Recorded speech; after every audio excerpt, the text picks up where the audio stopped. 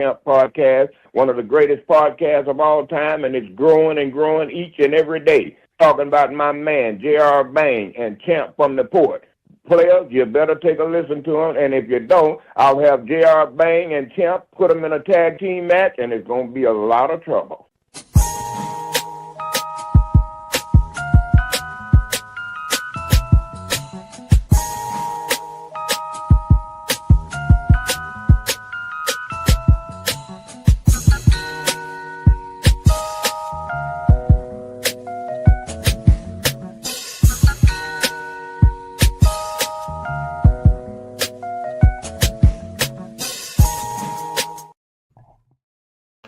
Hello and good day to everybody out there, man. Not quite a Saudi mania, but the WWE was back in Saudi Arabia for Night of Champions. And of course, you probably want to have a conversation about that. And if you're here, you want to have a conversation about it like nobody else in the world. So, man, it's summertime.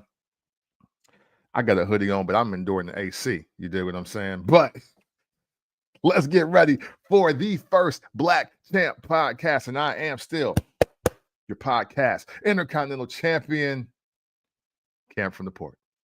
And I am J.R. Bang. Make sure you rate, like, subscribe, download, wherever you get your favorite podcast. Barbershop Network is the home as I get my grapes set up and that thing, because I got to watch the grapes, buddy. I remember that conversation we had. Watch the grapes, my brother. I be burning them though. That's be burning them. Make sure you follow us on everything, the FBC POD. Make sure you grab that merch. You see Cam got on the hoodie, but he inside with air conditioner, so that's how that works. Go ahead and get that merch. And look, we got a great show planned for y'all today because we are officially on the road to SummerSlam. Yes, sir. Yes, sir. And there is absolutely a road to SummerSlam now. It's wild how the game just changes. Right. I kept hearing that yesterday, and I was just like, we are on the road to SummerSlam. What does the road to SummerSlam looks like?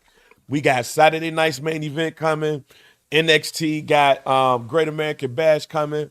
The ladies are back with Evolution. So you got that there too. And then you got SummerSlam 2 nights in New York. But what should that look like? How should we plan? Man, so honestly, and I hate to go to some low-hanging fruit type stuff, but this is, to me, WrestleMania Part 2 now. You know what I'm saying? And I guess for good reason, because for a lot of years, I don't want to put a definite time frame on it, but in a way, SummerSlam has been that midpoint to just game-changing wrestling, whether it's game-changing storyline, game-changing title change, debuts, the summertime and SummerSlam have been very groundbreaking for the WWE. Specifically. So I'm looking at this hey, look, we are in the quote mid-season of the wrestling year. And in the mid-season, this is the all-star break. So now we about to really ramp up. So for me, especially when you're booking it, it's 2 nights in New York, double main event. You already know you're going to have Cena there. We walked into this thinking that your world title match was either going to involve Randy Orton, Cody Rhodes, John Cena, or CM Punk. That was the 4 names that we knew one of these nights, and most likely is going to be the second night. Because look who we're talking about. We were going to get something that is WrestleMania worthy. So for me, I'm going to buy into the marketing, bang. I'm going to buy into the marketing. Okay, this is WrestleMania 1.5. this is the all-star break of wrestling, and I'm supposed to look at this oh man, now we about to really kick up after we get past SummerSlam. We're on the same page here. I was sitting there watching. I watched it while I was at my uncle's crib and rewatched it this morning just to listen to how much they reiterate that this is the road to WrestleMania. And I was like, all right, I get it. Mm-hmm. The only thing I didn't like is you're giving us the same story that you got at the beginning of the year. Yeah. But I got some questions. Okay. I got some questions about that and what is particularly going to happen. But starting things off with the King of the Ring, the first match of the night, King of the Ring, Cody Rhodes defeated Randy Orton. What a shocker. Like, not a shocker. And it wasn't even a shocker on kind of like how. But it was twinges of heel turn. It was twinges of heel Cody. Absolutely. Even with the crowd more into Randall Keith than they were into Cody Devontae. Now, Cody Rhodes was at Fanatics Fest. Mm-hmm. And he was talking to Kay Adams. Shouts out to Kay Adams, Chicago's own. Whitney Young graduate. I won't hold that against her. Only because they didn't let me into the school. And he told Kay that he's at the tail end of his face run. On camera. Wow. Mic in hand. He's at the tail end.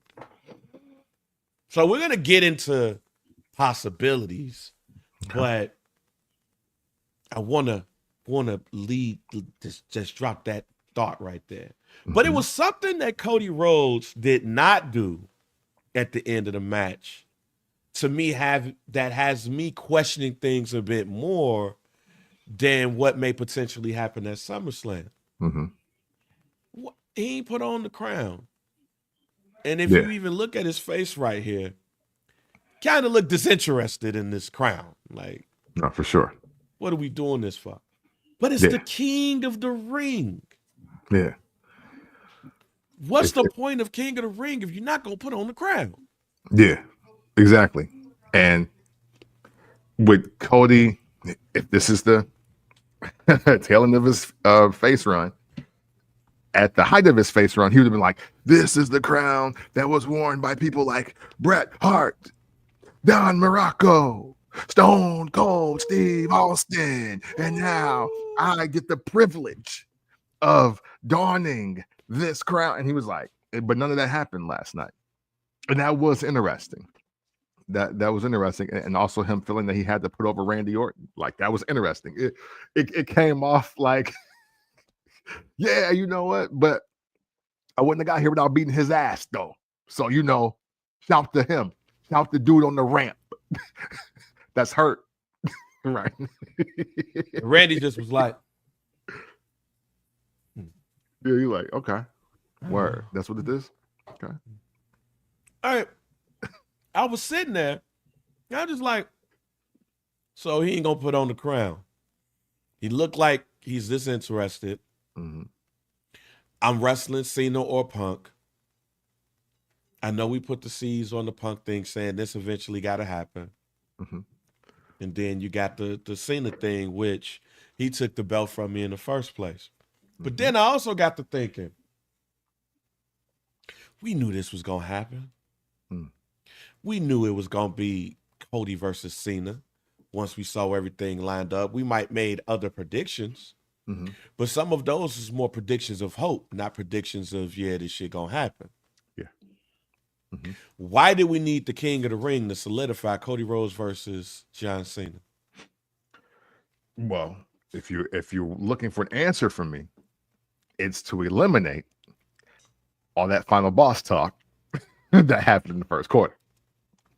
See, again, I'll buy into the marketing. Okay. Hey, listen. I see what y'all doing. Where Vince McMahon will be like, nah, Men in Black. That never happened. That never happened. Or we're gonna do this for the first time, like they did Triple H versus Undertaker. Oh yeah, no, they've never met at WrestleMania. Yes, they have. Yeah, they have. I watched it. It ended in the stands. Yeah. But Vince McMahon said, Men in Black. But then Triple H was like, "Mom, they're not that stupid." Okay, I'm gonna beat them this time though. I was like, okay, cool, that's fine. But this this is like, okay, we hear y'all IWC. We hear y'all First Black Champ podcast. Rock messed us up, didn't he? It wasn't supposed to go this way, right? Okay, we'll bet. We'll look. How about we just redo this? and we have Cody win something that makes him eligible to get to the title without us just saying, hey, you know what? We're just going to book you two again. And hey, look, cool. I'll buy into the marketing. Y'all got it. Because much like you, Bang, once I seen the crowd huddle up, I was like, oh yeah, Cena definitely winning. I was like, Cena definitely winning. I mean, that was my pick anyway, I believe. I was like, but he definitely winning now because they're going to do Cody, Cena 2 for the title without Travis Scott, without the final boss of The Rock in New York, bigger market than where they did it the last time. Okay, cool. Let's go. MetLife, let's go. I'm here. I'll tell you my guarantee later. Okay. I'll tell you my guarantee later. But we'll see what happened. But I just don't like this whole thing about not wearing the ring or not wearing the crown and everything. It's I didn't like it when Brock Lesnar didn't do it. Yeah. I didn't like it when others didn't do it either. I'm of the belief that the King of the Ring is just as much as a championship as the Intercontinental and United States Championship. For sure. And the greats, the true greats, lived it as such. I mean, hey, look, even though Bret Hart got stomped out and duffed out immediately by Jerry Lawler, I appreciated the fact that he put the cape on, he put the crown on, he held the scepter, he played to the crowd, and then got his ass beat. I'm like, that's fine for me. You know what I'm saying? I think, I mean, hey, there were some other kings that wore the crown. I mean, obviously King Booker stands to mind. I think that gave Booker T's career a whole new angle that made us respectfully forget G.I. Bro forever, if you really want to talk about his highlights. So yeah, I don't like we're having kings not playing into the gimmick or the character, if you will. I'm sorry, real quick. Another thing that Cody did last night that kind of threw me. Well, yesterday afternoon for us. Talking about Jey Uso, a character. And he one of the most beloved characters in the business. And he calling people characters. I was like, oh, wait. I was like, yo, wait, I don't like your language, bro. But go ahead. Hey, and I'm not saying that you got to be full-on King Booker. I ain't saying that. Right. But Bret Hart did that, got beat up for it. Owen Hart wore it that night. Like the King of Hearts, Owen Hart. Come on, man. Right, yeah. If you're not going to do that, you need to do a Stone Cold Steve Austin 316 type promo. Mm-hmm. If you're not going to give me that, you got to give me one or the other. Yeah. That's it. That's what it is for me. Like the first couple of ones didn't rock the damn shit all night long. Right. Or all year long, but you didn't have to get inserted into world championship type conversations because it was treated as his own thing. And that's what I'm talking about. The other great point you're making with that is that the reason why I respect Stone Cold not wearing the crown or anything like that is because he didn't wear anything. He didn't wear his belts. He didn't he never wore the crown. He was just like, look, yeah, I want it, cool. And like, but he carried it around like it was a 6-pack. So right, his whole thing was, well, I'm anti-establishment, so that's fine. Yeah, I'm not wearing your crown. I don't want to wear your belt. I don't want to do none of that. Like, and that's cool. But you know, it was also an aspect of where he won the crowd over during the tournament. Like, he came in there. I don't think if you go back and look at the 96 King of the Ring, I don't think we really thought he was going to win. or that if that was even just like the sentimental crowd favorite. No, it was Jake Roberts. Yeah. Like Jake Roberts was the sentimental crowd favorite. He got squashed. Yeah. But even in that, I forget now, because we're not talking about 96, we're talking about 2025. There was somebody else in that tournament. People were like, I felt like people were high on besides the whole Jake Roberts redemption story. And, you know, I've beat addiction and now I'm back to wrestling and all this. Like, so yeah, that was it. But I feel like somebody else in that tournament we had above the ringmaster recently turned Stone Cold Steve Austin. So, but he wins that crowd over during that day. So I say that's even a greater reason to not wear the crown. It's like, y'all didn't even pick me for this. Like, the crowd didn't pick me. I don't think that y'all were quite in on this, but something happened here. And so now we're making a hard pivot. But yeah, everybody else, it was kind of set in stone. Like, even when Triple H was supposed to and then didn't, but then the wins later, it's like, yeah, no, put the crown Matter of fact, on. I think that's who was supposed to win that year. Oh, 96. I think it was actually Triple H that was supposed to win that year. Look at the first Black Camp podcast, man. Look at us. Because I was about to say, where's Brendo Tanay so he can let us know. I think you said it. I think you said enough here when you said anti-establishment, and this is why not rocking the crown looked weird for me. Stone Cold is anti-establishment. Cody Rhodes is the establishment. Mm-hmm. He is the one that's supposed to do it for the company. He didn't. But also, the way that he looked at that crown, the way that he lifted up both times he did it, he looked unhappy in winning that shit. Maybe he just got his game face on. Now, I know I'm about to wrestle Cena. Mm-hmm. But Cody Rhodes didn't look like he was interested in winning that shit at all. He just was like, I'm happy to get this shit over with. Let's go to the road to SummerSlam. Right. So there's that piece. Mm-hmm. Let's go to, I did not know that they had a name for this match until they said it last night. Yeah. What was it? What it was called? The Boulevard Street Fight? Yeah. The Riyadh Boulevard Street Fight? I did not know they had a street name. And I did not know they had a boulevard. Yeah, well, here's the problem. You can't do any of this on the streets of Saudi Arabia, and you definitely can't be a woman doing it. Yo, hey, look, I get what y'all tried to do, but that was so culturally inappropriate. Hey, respect, because we don't talk about the match, but yeah, hey, just off the billing alone, it's like, nah, man, you can't. They're not letting women do this outside, and you definitely can't. This is one of them countries like Singapore. You can't even spit on the sidewalk out there, can you? I don't think so.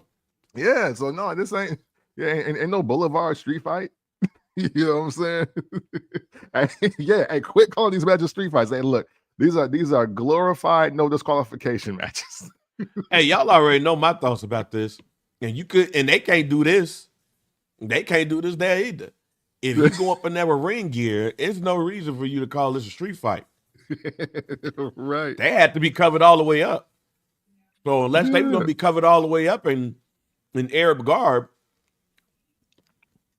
you're right. Man. Also, to your point, if you're not going to risk assault charges that's going to put you in jail for 15 years or some other inhumane shit, don't call it a street fight.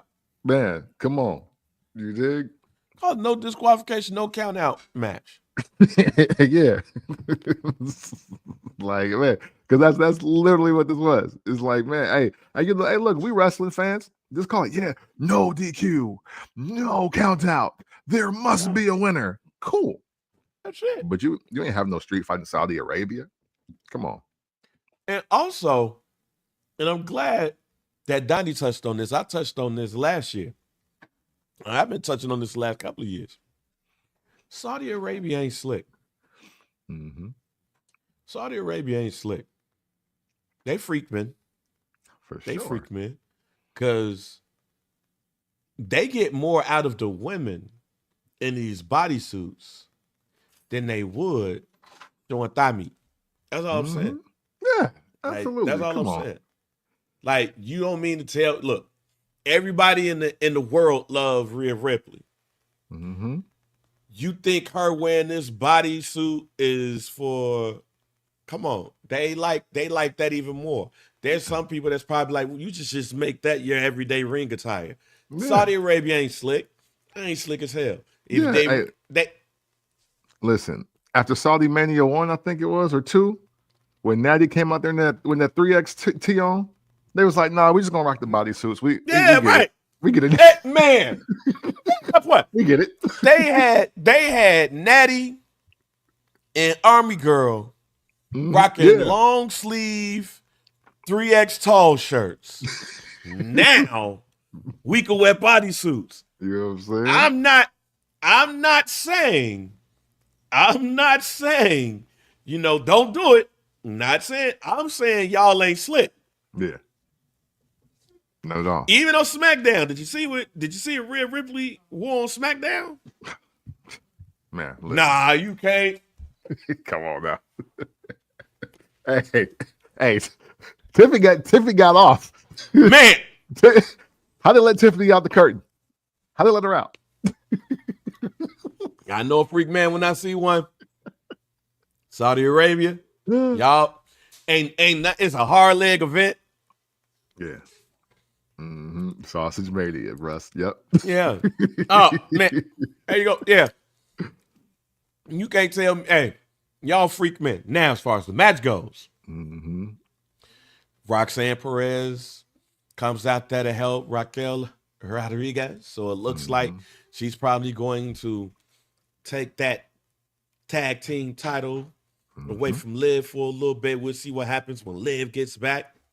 Do they dump her out of the Judgment Day? Is there a Judgment Day, or do they say, Roxanne, thank you, but get your ass up out of here? You know what I'm saying? One of the three. But also Dominic Mysterio is, I guess, apparently dealing with a rib cage injury. So that match got removed. So it gave it time to do this. What did you think about this match? Man, so this match, got to give a lot of props to Raquel. This is what she got signed for. Let me say that first. She got signed for that night. I know when she made her re-debut or comeback, if you will, she kind of botched the ending of the match and yada yada, and then we didn't really get a flash of greatness at all.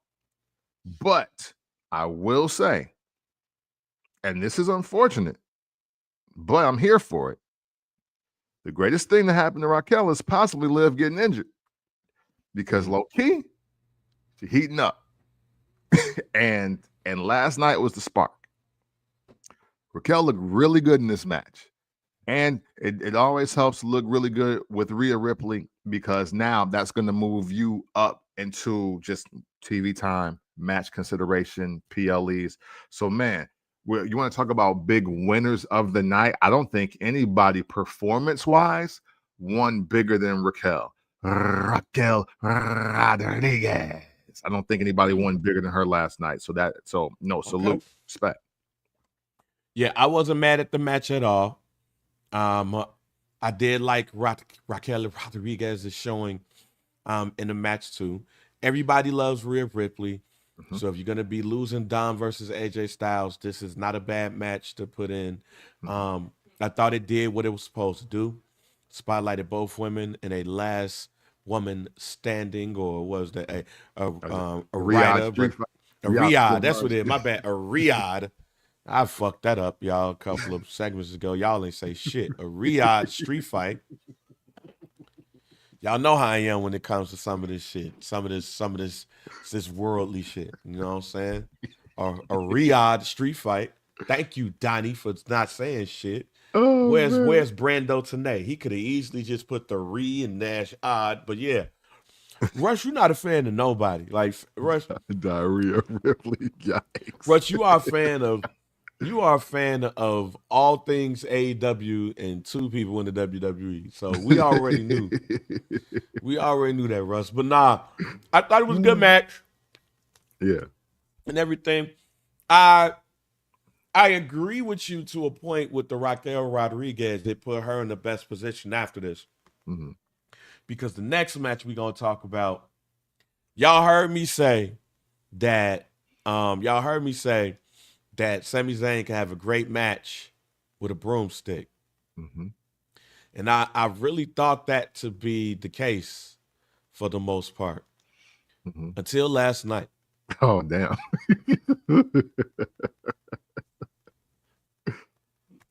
I don't know if I'm alone in this. Okay. But this was a lackluster Sami Zayn match.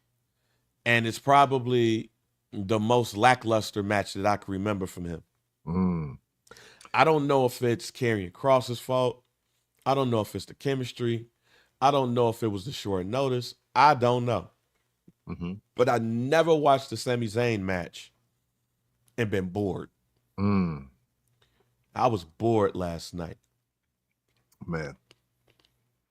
So, one thing I do want to highlight before I talk about the match, because we might be in agreement here after I say what I got to say. One, I didn't know 80s rules were back in effect in this match. Because Karrion Kross won this match by 2020 rules. By this decade rules, he won the match. Since when we choking out people and we doing the 3 count for the arm? That's been gone. That's been gone. Y'all ain't do it for Gunther. That ain't how Jay won the world title at WrestleMania. Like, when we start doing that? When I thought once the Undertaker brought the triangle choke out, that we just check your arm one time. So, right. What happened to that? Right? So, that's number 1. 2, I ain't gonna lie to you, Bang. I don't know if y'all watched the kickoff show. But Michael Cole kind of let me know that Karrion Kross better come out here like Shawn Michaels or it's a wrap for Buddy. Man. Because he was like, yeah, hey, look, all this internet shit is cool. He's like, you backstage. He did it during the match, too. He did it during the match, too. Because he caught the match slow. Yep. And I was like, ooh. Yep. Yeah, Michael Cole kind of let me know, like, yeah, all right, fam. You do all this crying. You talking about Logan Paul. You on these exclusive. You hit with Chris, the dude that be doing the dope wrestling podcast and all that. You talking all this shit. You talking cash shit out here. And this match better be fire. That was the word I got in the kickoff show, and they still had like an hour and a half to go. And enough for nothing, the promo that he cut, again, wasn't great, but it wasn't bad. But usually, positioning is so important.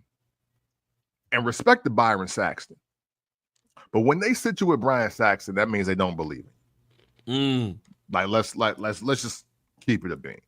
When you like, you are WWE fanfare if Byron Saxton is sitting with you. When they put Jackie out there. Is there such thing as mid-card announcers? Oh, officially. Yeah, absolutely. Listen, hey, Michael Cole been in the ring talking to people. Michael Cole been doing WWE exclusives. Jackie Redmond is doing backstage stuff. Byron Saxton does pre-show stuff. And he's doing first hour stuff. I don't know if y'all been paying attention, but that's what be happening. And then when they had Byron Saxton, like looked like he was outside, and Karrion Kross and Scarlett pull up, so, oh damn, they really not. They have no faith in this. They have no faith in this. And it's wild because while this match is going on, and while they aren't talking during this intro, I was like, damn, this intro was hard. But you know what? He still lost to Jeff Hardy that first night on Raw. He still lost to Jeff Hardy that first night on Raw. With the gladiator garb. Yeah, you dig? So you add that with this match, which I'm going to give Sami Zayn the respect of this, because this is where you're absolutely right. I think Sami Zayn was like, look, I'm Sami Zayn, bro, but let's make the night about you. And unfortunately, I think Sami let Karrion lead the match, and that's why we got the match we got. Because in all fairness, if they were more compatible tail of the tape wise, I think Karrion Kross would have benefited more from Sami Zayn teeing off on them and squashing them. And he just looked really good at selling versus what we got last night. But and then unfortunately, it ended like so many matches that we know they're going to end. When the aggressor in control is yelling at you moments from the storyline. They're slapping you around in the corner, and then boom.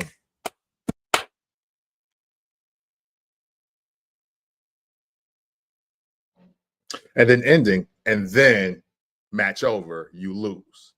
So unfortunately, we got a 2018 match in 2025 with a guy who's made more headlines for just thinking that Logan Paul is winning off of social celebrity privilege than we did actually get a good wrestling match, or a great wrestling match, I should say. Yeah. I was watching that match and I was just like, no. And I'm confused on what Karrion Kross is supposed to be. Is Karrion Kross supposed to be like a power guy? Is he supposed to be what is he supposed to be? Because his moves ain't powerful enough for me to think that he is like the power guy. He's not a finesser. I don't know. All I know is this. When we talk about a lot of people that probably should have stayed at NXT, it's the smaller guys. Karrion Kross is the first big wrestler, the first heavyweight, so to speak, that I'm like, man, your ass probably should have stayed down there. Yeah, man. And here's the thing. I love the character. Not only do I love the character, I love the character. I love the entrance. I love everything. I love everything about Karrion Kross. Till the match start. And that's the problem. And not for nothing. Hey, listen, shout out to Michael Cole. Because Michael Cole proves that he really watch wrestling. And he not here for the bull. So for anybody in the IWC or anybody that may have thought that, you know what, Karrion Kross is right.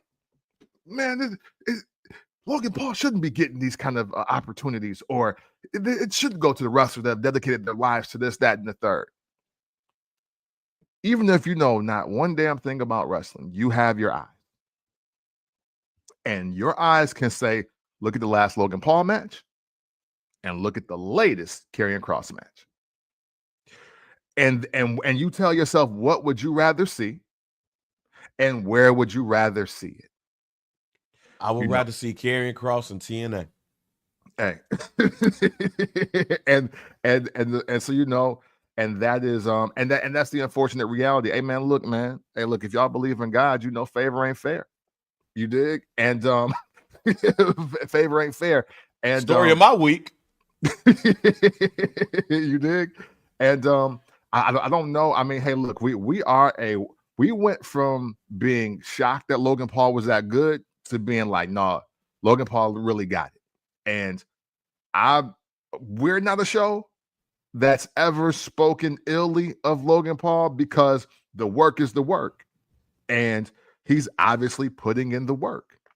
Now, just because you want to do something and just because you can talk yourself into an opportunity, it don't mean that it's going to lead to much more for you. And Michael Cole, I think, did the most respectful explanation of that last night. Hey, and salute to Jackie Redmond for being like, yo, you know what? Hey, look, I'm going to represent the 33% in the back that actually want Karrion Kross to do this. Because if he does, see, there was a lot more riding on that match than we all anticipate. Because much like the CM Punk pipe bomb 14 years ago, Karrion Kross was on that kind of run where the promo and the conversation and the people who are deserved or who have earned opportunities to be on PLEs, to be in prime spots, to be in main events. Okay, bro, you're the one talking the loudest. You're on deck. And if you do great, maybe we'll listen to you. Then maybe you can put whoever. I don't want to throw nobody else's names out because everybody been quiet.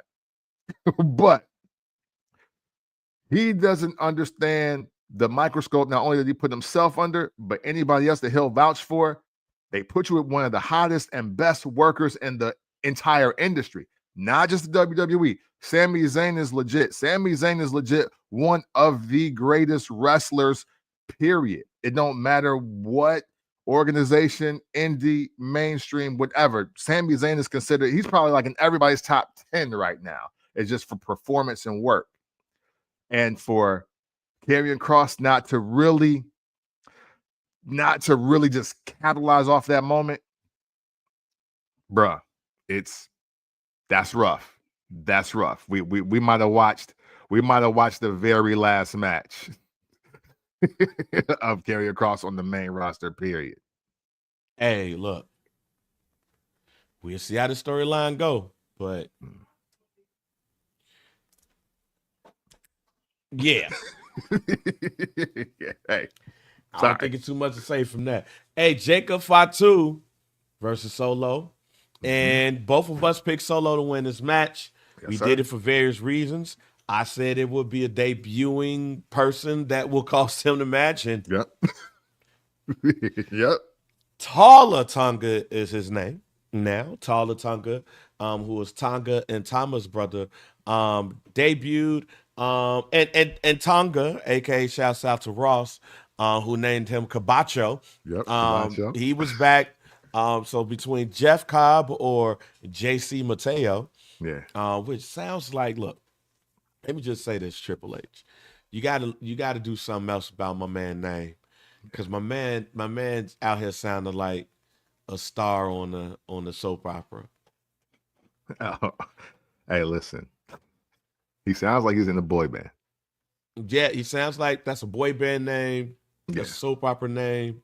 He sounds like he's debuting on Melrose Place tomorrow.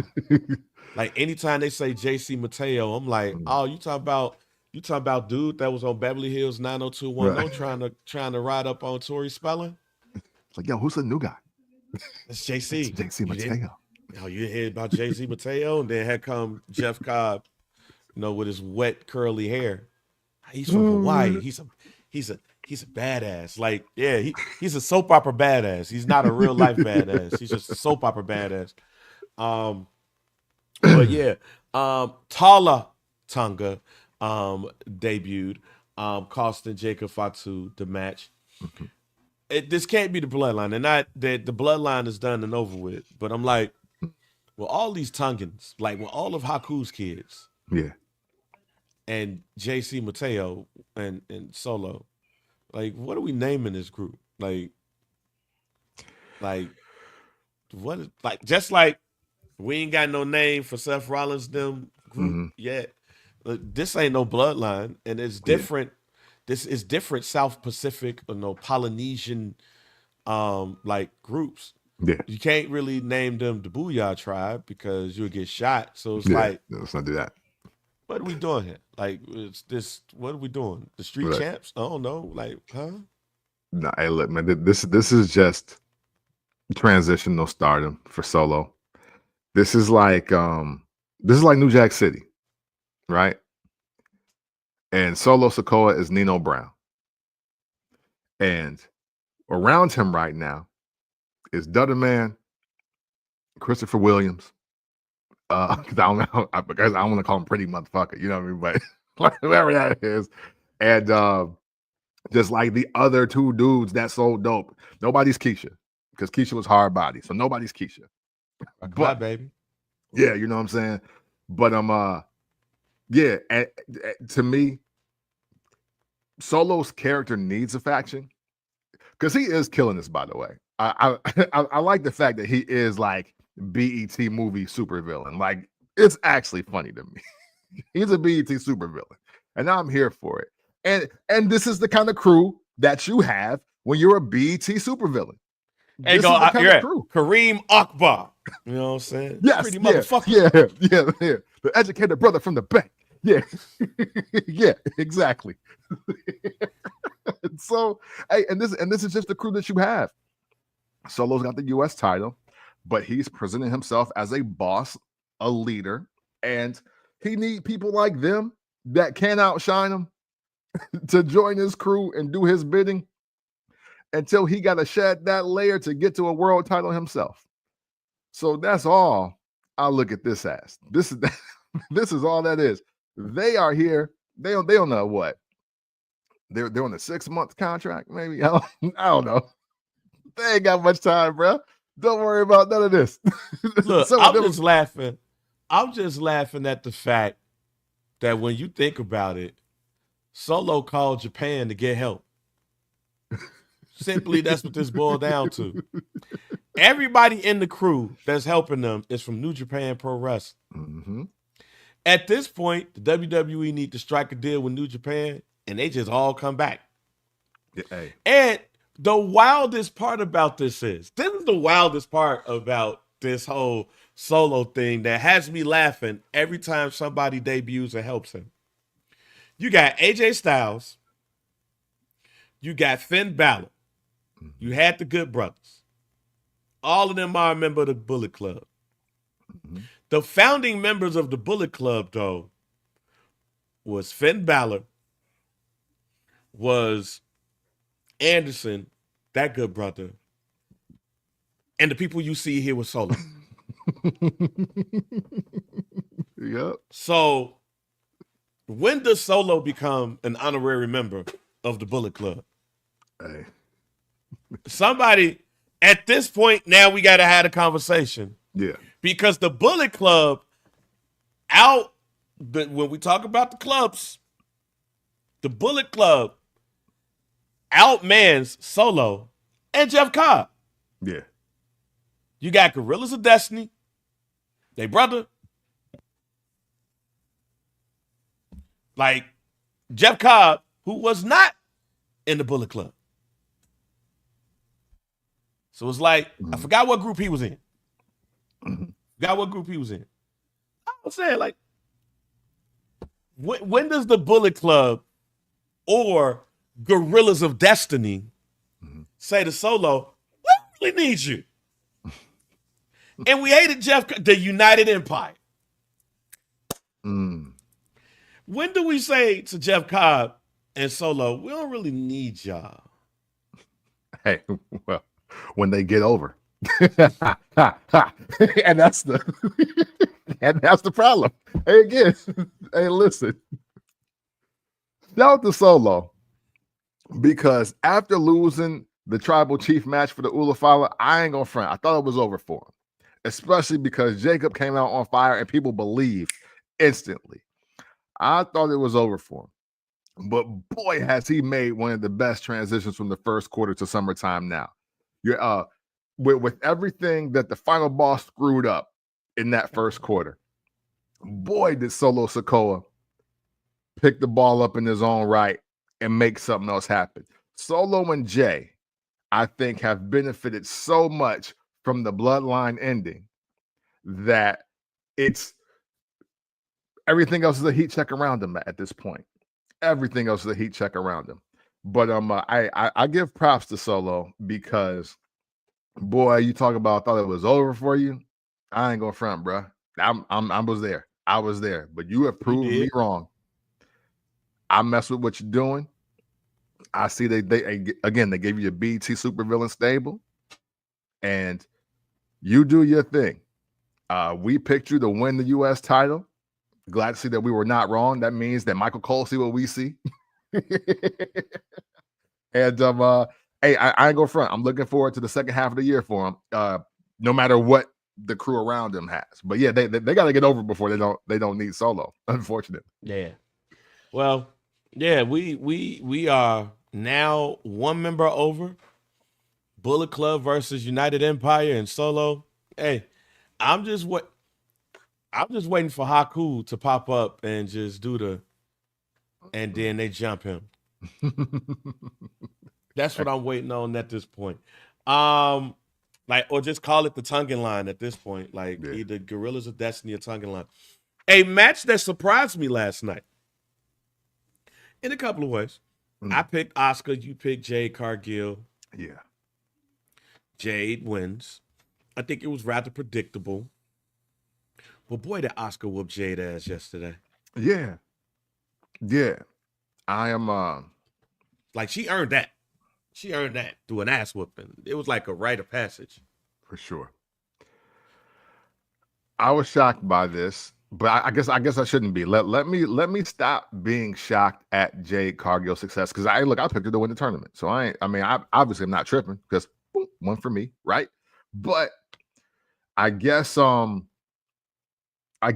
thing is she's going over on the premier talent without having the premier matches.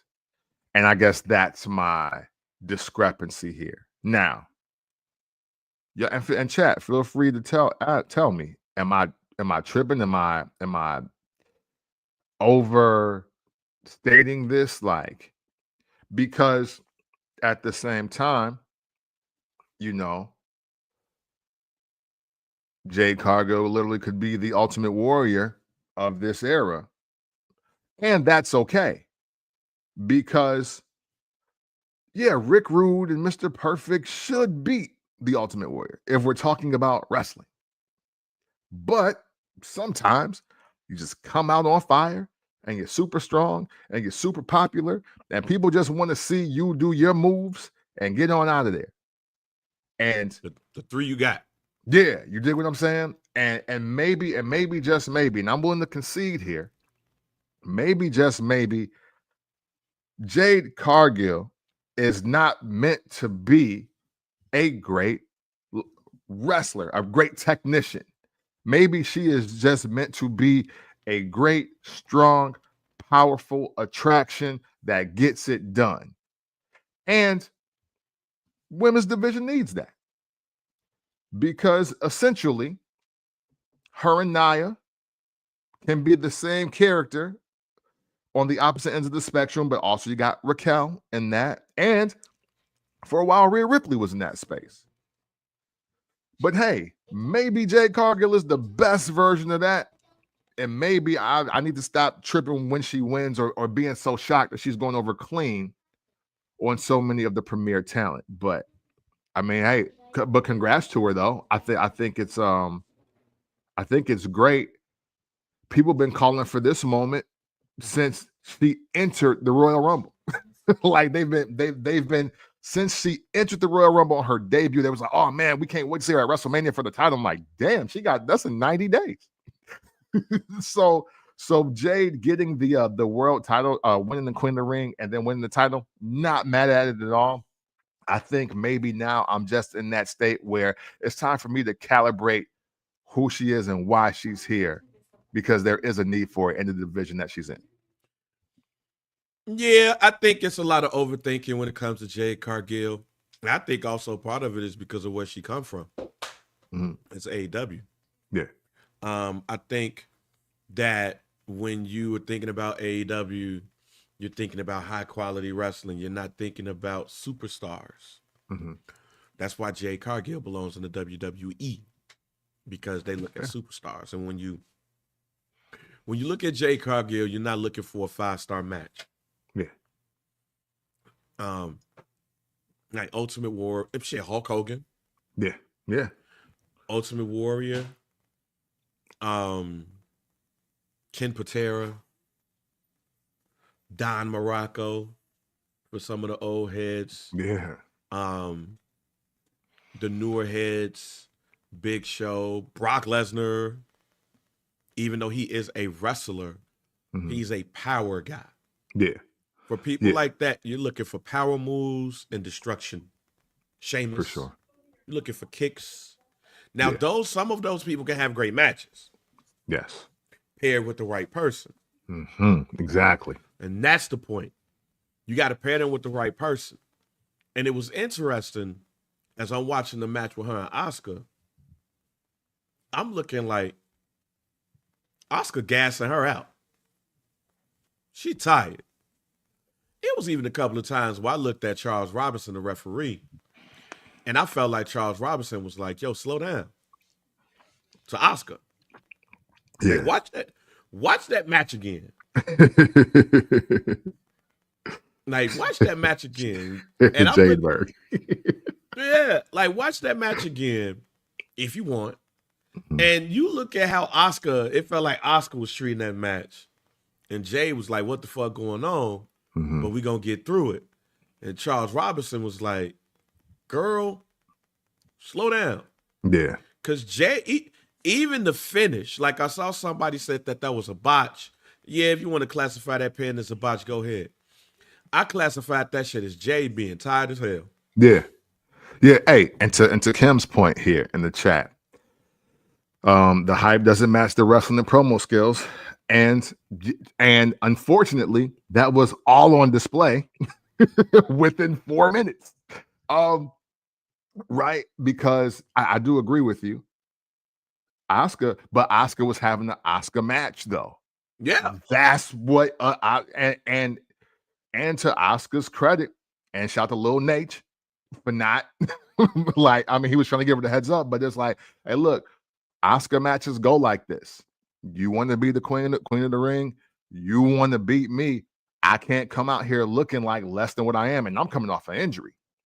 You know what I'm saying? So, but see, that's the other part, and I kind of blame this on us more than I blame this on the WWE. What does the King of the Ring and a mid-card title have in common? Oh, they're both aspiring to get to the world title. Not just that. Matter of fact, not even that. Let's go. Workhorse. Yeah, you got me. Yep. Yeah. The majority of the winners are workhorse people. Yeah. Are technical people. Even think about what you had to do to win the King of the Ring in the first place. You had to survive a one-day tournament. Yeah. Which is the best format, by the way. Yeah. Right. Them the workers. Like them the workers. Jade's not a worker. Yeah. Now, it's not to say that the worker has won the King of the Ring all the time, but when what we, the public think about, when we see the King of the Ring, is we think of the worker. Yeah. Even though he was a high card world champion, Bret Hart was a worker. He was a wrestler, technical wrestler, televised King of the Rings, winners, Bret Hart, Owen Hart, workers, Mabel. Everybody was like, what the hell are we doing here? Stone Cold Steve Austin, worker. Triple H, don't care what y'all say, worker. Absolutely. Ken Shamrock, I get it. UFC, one night tournament, boom. Billy Gunn. Wait, hold on. I'm sorry. Ken Shamrock not a worker? No, what I'm saying is I get it. Okay. I still, over the worker, I get it. Because he probably, even at that time, you're probably not thinking of Ken Shamrock, King of the Ring.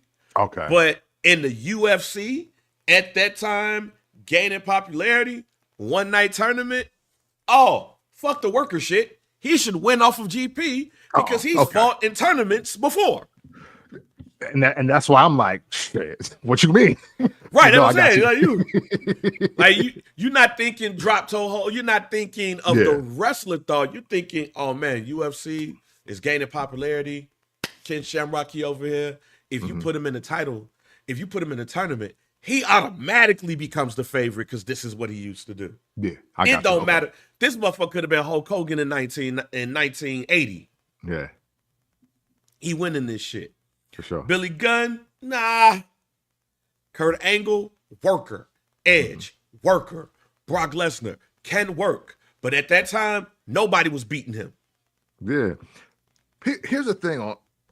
I want to offer a caveat to Brock Lesnar because he's a power worker to me. Yeah. And what I mean by that for anybody that's listening is that yes, Brock Lesnar can really wrestle. If he really wanted to just wrestle you, he could. But you don't know. There is not a wrestler for more than 5 minutes. So I'm talking about 10 to 15 minutes that can be as high impact as Brock Lesnar. There isn't one. And that's a hell of a work. When you think about, oh, I'm going to lift up people and throw them for 15 minutes, or I'm going to be slamming and jumping and running, like that is a lot. Braun Strowman is good for a maybe 7 minutes. And some of that, he got to get his ass beat. Brock Lesnar can get into any match with anybody of any size, and he's going to dominate for 10 or 15 minutes and barely break a sweat sometimes. I believe Brock Lesnar is an elite power worker, and a lot of people are not on that level. Mm-hmm. Booker T, if you go look back at his 7-match series with Chris Benoit, worker. William Regal, worker. Sheamus, at that time, power guy. But at that Sheamus, I get it. And he worked the King of the Ring aspect of everything. Bad News Barrett, I get it, but nah. I'm talking about worker. Yeah, Baron Corbin, nah, but the character. The character.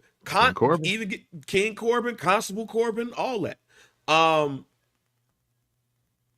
Xavier Woods, character based. Gunther, you don't even worker. Yeah. When we look at all of the televised winners of the King of the Ring, the majority all have in common that they go up in there and they work. They give you a quality ass match. For sure. So when people look at the King of the Ring, they're looking at those people. They're not thinking of the Sheamuses, really. They're not thinking about the Xavier Woods or the Baron Corbins. Yeah. They're not looking at the people who became King of the Ring and it became a part of their character. Got you. They're looking at the Bret Harts. They're looking at the Owen Harts. They're looking at the Kurt Angles. They're looking at the Brock Lesnars, even though he wanted to basically just beat The Rock. Yeah. Like it was a means to an end. Yeah. Like those people, Bret Hart, it became a storyline because of him and Jerry the King Lawler. With Owen, it became a storyline because he wanted to do the same thing that his brother did, but then eclipse it.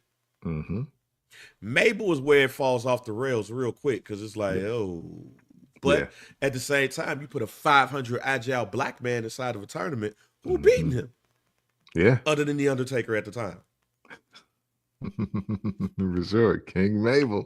that was a wild time. Right. Well, hey, salute to Mabel. Rest in peace.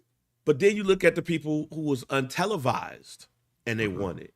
Doc Morocco, Harley Race, even though at 86 he was on the downside. Yeah. Macho Man, Ted DiBiase. And was like our age too. Yeah, right, yeah. He looked a mess to be our age. He looked a mess at 40. Boy, that's why when you look at wrestlers, you be like, oh man, AJ Styles still got it. He ain't like these old niggas, but he older than Harley Race was when he was. No, he ain't. Yeah, he was. Ted DiBiase, Tito Santana, and Bret Hart in 91. Like, those are your untelevised winners. My point is when you look at the King of the Ring, you look at those people and you look at the workers. You're not, even though Kurt Angle, Edge, Brock Lesnar, they all got title shots. Right? They all got title shots. Randy Orton got a title shot at SummerSlam to go up against Chris Benoit. I think that was, I forgot what that was. I don't think that was King of the Ring. Might have been wrong. Might be. Because I just rolled off some people. Can't remember. Might be. Might. Either way it go. When you won King of the Ring, I don't think a lot of people cared that you wrestled for the title. Yeah. But if you that didn't become a thing till Stone Cold to me, to be honest. And he didn't even use it for that. Right. When we think about it. So that was the Royal Rumble for him. So it's a workers title. That's the connection between a mid-card and the King of the Ring. It's a workers title. So transfer that to the Queen of the Ring. That's why originally we was like, yo, this could be a Roxanne Perez joint. But we don't mind if Asuka wins it. Yeah. Because it's a workers championship, so to speak. And you get the parade around saying that you are the best wrestler in the company. It's not about winning a world championship. It's not about winning a mid-card championship. It's about winning the right to say you are the best wrestler in the world. So when Jade Cargill wins it, you know that ain't it. Yeah. But she's not even Sheamus at this point. Yeah. She's not going to be walking around saying that she's the queen of the WWE. She might say she's the queen bitch, and they might not even let her do that. Because the bitch title, if this was AEW, she won some type of queen of the ring, she would be like, I'm the queen bitch. Yeah. She can't even use that. So my question to you, now that she is the queen of the ring, who should she face at SummerSlam? Should it be Tiffany Stratton? Should it be Naomi? Or should it be Bianca Belair? Well, I think it's going to be Tiffany because of the heat check, right? Because, and no disrespect to Tiffany, but I don't think this title run is going how everybody thought. I just don't think, and the fact that the fact that they're running back Tiffany versus Nia so many times, that lets me know that they're not really into this. And the Charlotte Tiffany thing didn't quite go right for some reason. And I don't know. So I'm not here to say anything that I think to quote fix it or whatever, but I don't think this Tiffany title run is going that well. So I think this is going to be a heat check to see who cancels the other one out. And I definitely got Naomi cashing in on Jade because I think that's just what they want. And then because the other thing about it is Jade's best matches are going to come with Naomi or Bianca, and I would lean more Naomi because Bianca's going to play the power game with her, and they're just going to have just power matches, and that doesn't highlight Bianca for the great worker that she is. But Naomi, smaller, another strong, she's craftier. I think Naomi has taken her ring psychology and her ring IQ up so many notches that this is the best route for them to go. But I also feel that Jade winning the title, Naomi instantly cashing in, and then Jade chasing Naomi will make what will be a better win for Jade after in the long run, because speaking to everybody's point, yours, Kim's here in the chat, Jade is not ready to be the champ of Raw or SmackDown. Not for the quality that is expected in this arena. In AEW, that can fly because they were still building a women's division, and they had the girl like Freddie Mercury over there. This ain't that, bro. Like Like there are like Roxanne Perez. Like you got to make it make sense that Roxanne Perez didn't win this tournament. That's what you have to do.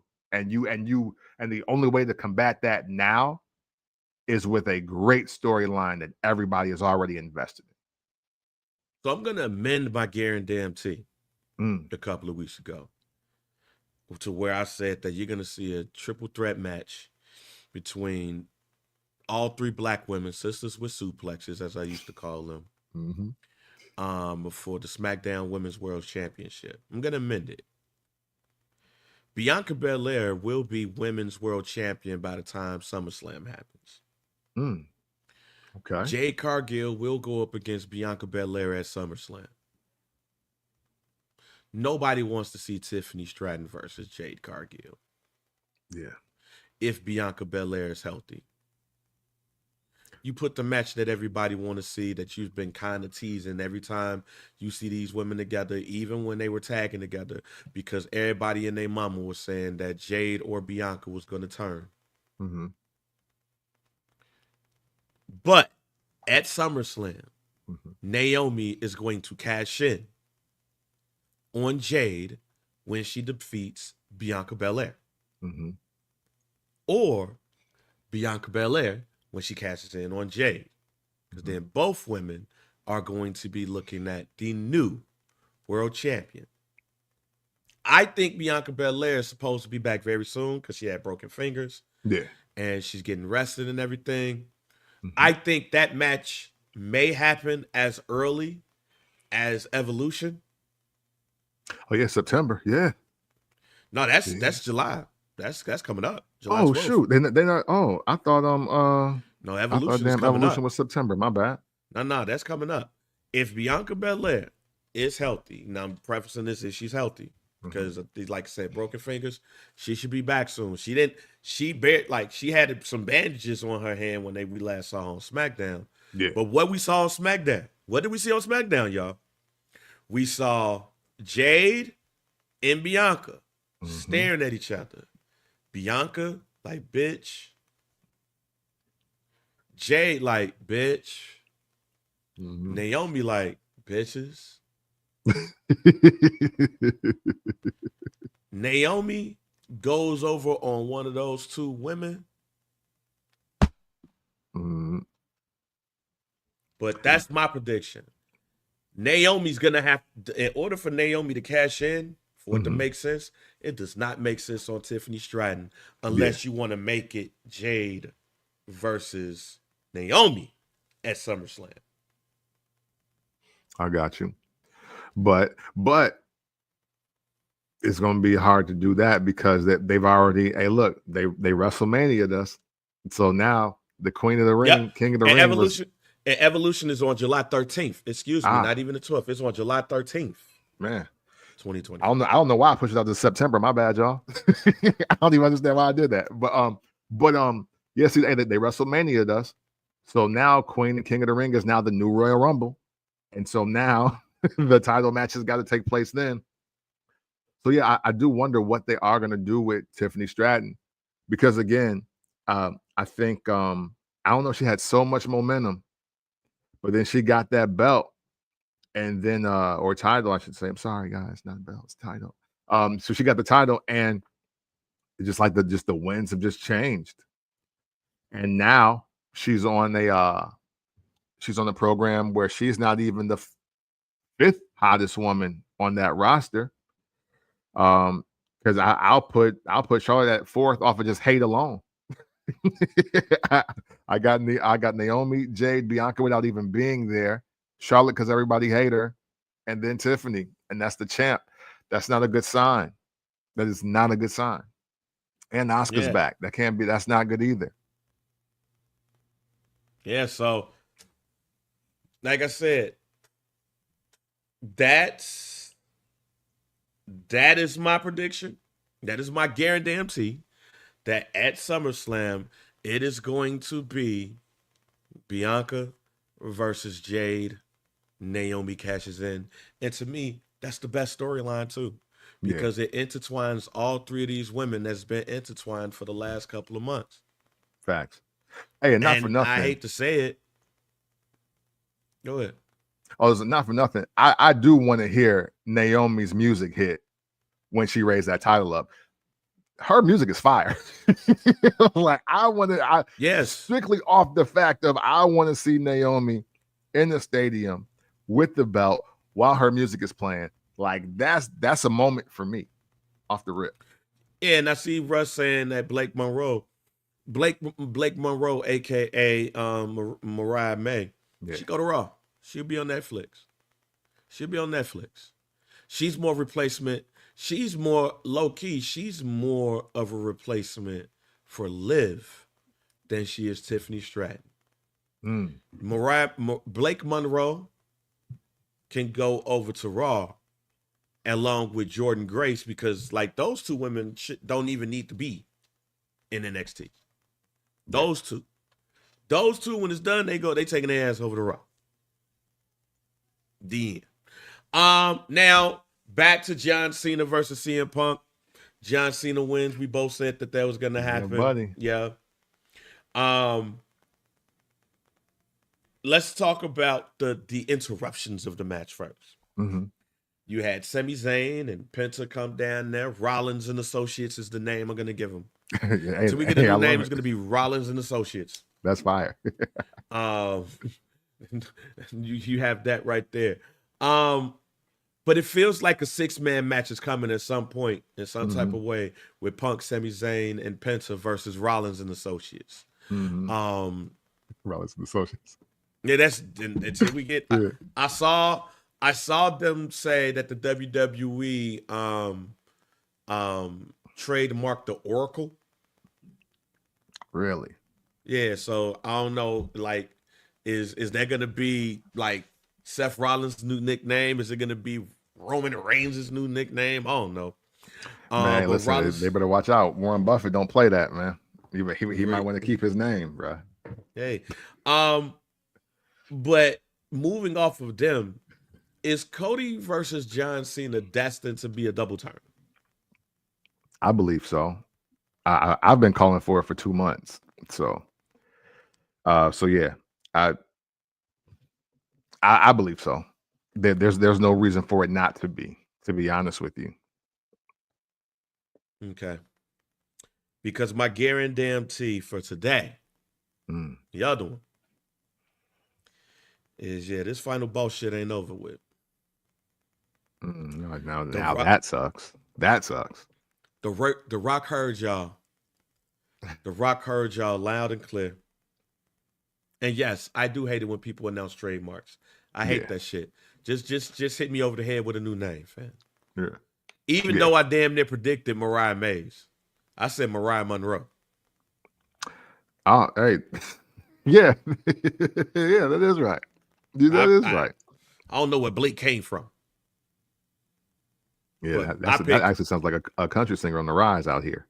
Right, yeah. Blake Monroe sounds like she's going to be at Morgan Wallen's bar every Sunday for the summer. Singing her heart out.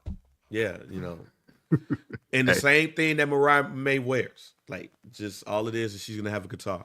But nah, I believe, goddamn, Russ, I believe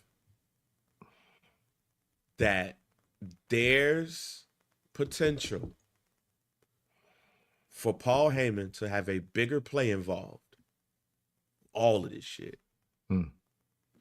To where Seth controls Raw, Cody does SmackDown. I do believe that there's a potential for that, Russ.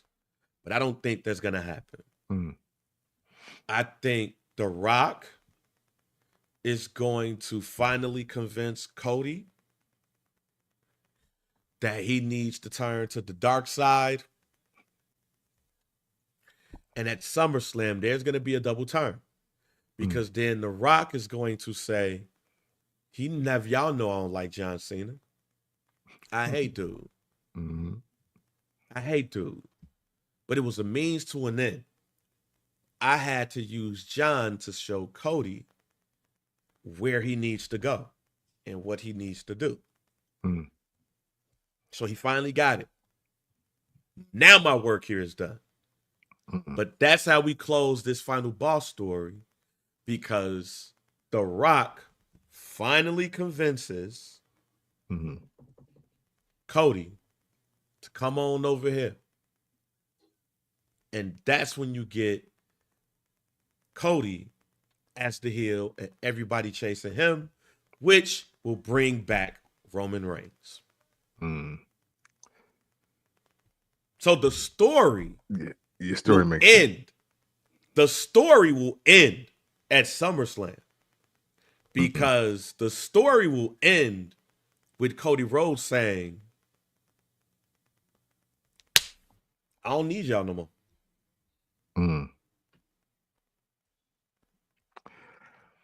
Man, listen. I just don't like seeing The Rock, because he been messing up stuff outside of his promos leading up to not the past SummerSlam but the last SummerSlam when he told Seth, look at the lines, I just blurred it. That's been my favorite moment. His Twitter promo was my favorite moment of being the final boss. But the story makes so much more. It makes so much sense when you say it like that. That I actually still have faith that it's not going to happen, because it makes too much sense. Like, they've just done everything that made no sense earlier. But I'll tell you what you have crafted out here, I like way more than what they've actually done. So I mean, yeah. So don't get me wrong. I'm not even shitting on your angle. I mess with it. But will The Rock come in and really do business? Like, hey, listen. As much as people talk about how Hulk Hogan don't want to do business, when is The Rock going to do business? When is The Rock going to do business? I say he'll do business because he'll finally get what he wanted in the first place. Okay. And that's Roman versus The Rock. Okay. I think this leads to Roman versus Rock in Vegas. Now, the other part about this is that I don't think that they're done with Jey Uso versus Cody Rhodes. Oh, yeah. Especially if they call him a character like that. Yeah, I don't think they're done. I think we called Jey Uso's title run 1992 Bret Hart. Now, I'm not going to say he's going to run off on a roll like Bret Hart. But him going over on Cody at WrestleMania will be a whole lot bigger than him going over on Gunther. If they believe, I'll put it like this. You will see who the WWE truly believes in when we get to WrestleMania 42. When we look at transformational WrestleManias, pick one. WrestleMania 3 is a transformational WrestleMania. Yeah. WrestleMania 4 is a transformational WrestleMania. WrestleMania 9, no matter how you think about it, is a transformational WrestleMania, because it leads to WrestleMania 10 and creating that moment. WrestleMania 10, transformational WrestleMania. When you look at WrestleMania 13, transformational WrestleMania. 14, I believe that is, with Shawn Michaels and Bret Hart. Transformational WrestleMania. Yep. 1998. It is now time. Yep. It is now time for a transformational WrestleMania. You will see who the WWE believes in at WrestleMania 42, whoever gets in the ring with Cody Rhodes. Because even though these ain't old dudes by any stretch of the imagination. Yeah. Orton has said that he's probably on his last run. Cody has talked about leaving soon. AJ Styles is 48-ish, I think. He's in his mid to late 40s. For sure.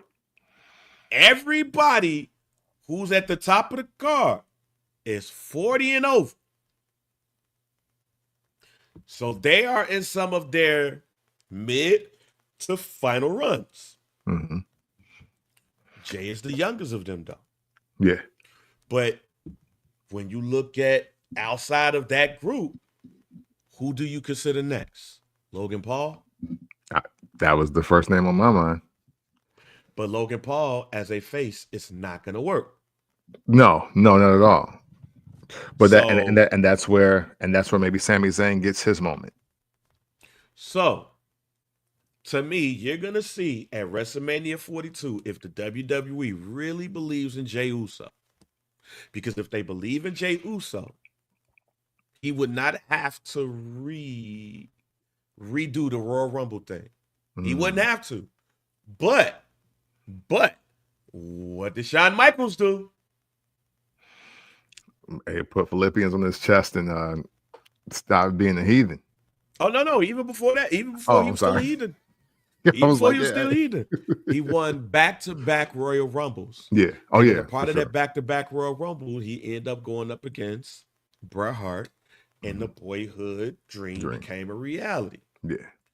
This has to be a transformational Royal Rumble, not for Triple H, not to introduce the Triple H era.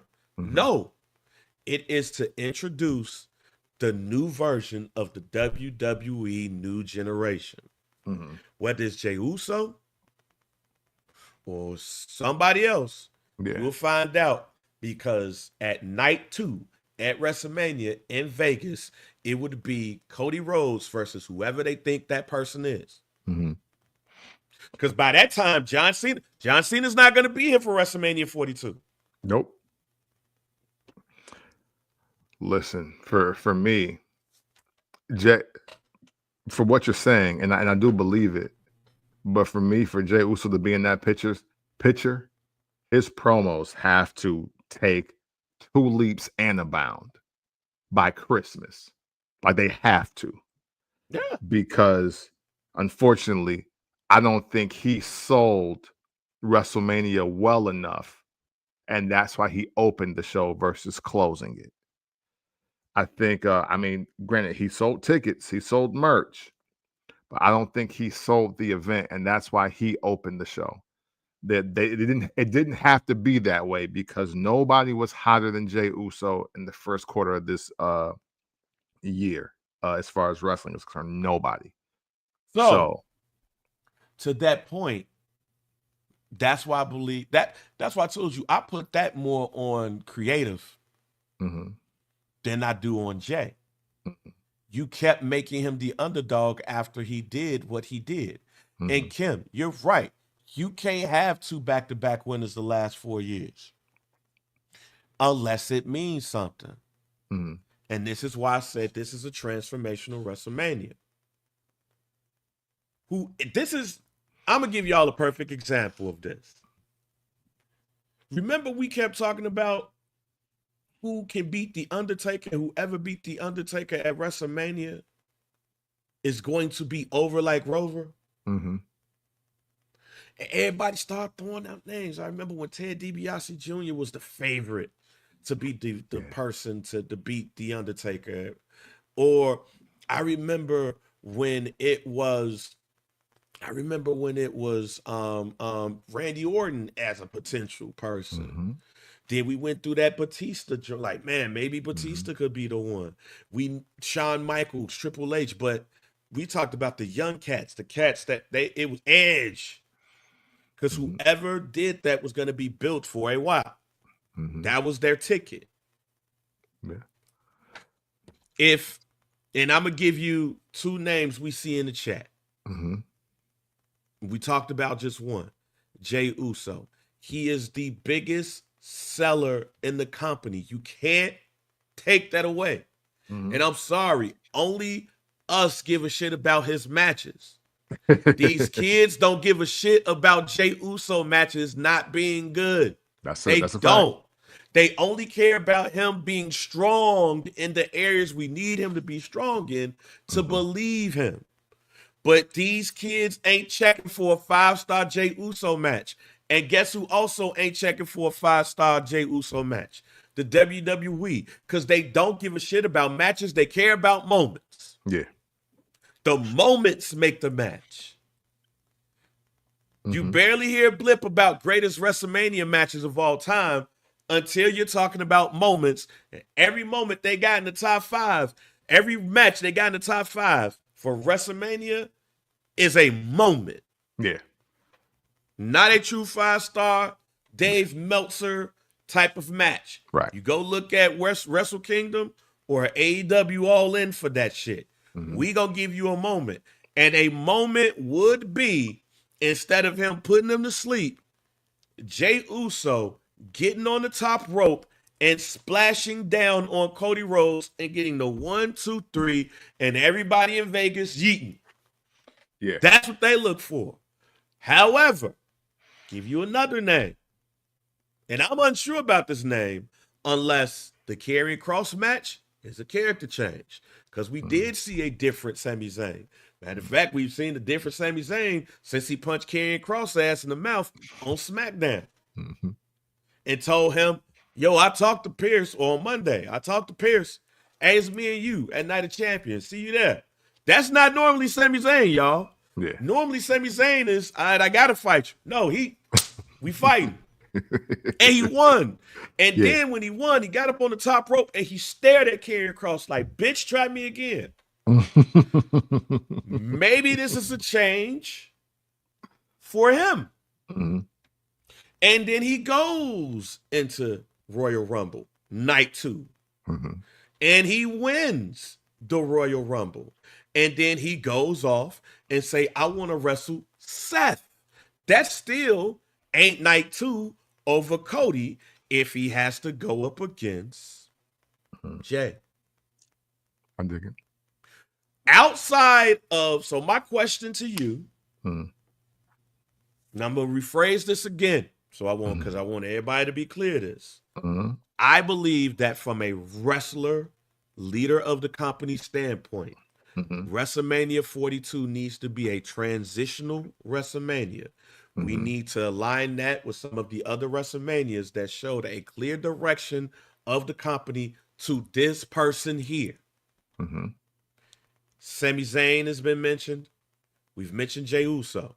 Is there anybody else in the WWE right now that you can say can main event against a heel Cody Rhodes at WrestleMania 42? Hey, listen. I know what you're saying about heel Cody Rhodes. But hey, listen, man. The two names that come to my mind, on top of who we just mentioned, Jay and Sammy, and I got Sammy ahead of Jay. Like, for instance, my 3-headed monster right now to win the Royal Rumble are Sami Zayn, Logan Paul, and Dominic Mysterio. That's who I got. That's who I got. And again, hey, look, we watched last WrestleMania. Heel Dominic Mysterio. Go over. Win a title. And that crowd did one of the loudest pops of the entire weekend. So I think we just got to develop a space for a tweener here.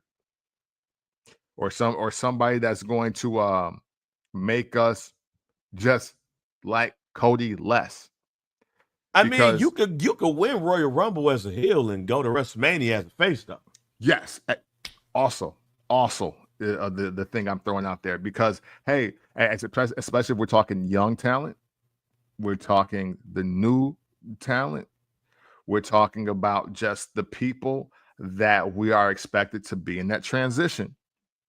Because even though, again, respect to Jey Uso's success, I still believe that this just wasn't supposed to happen.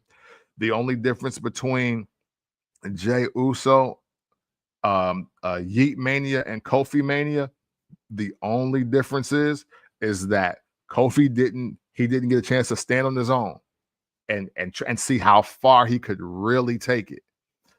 Jay got a chance to step away from Roman, step away from Paul, step away from Jimmy, solo, and like, oh no, because we got something here.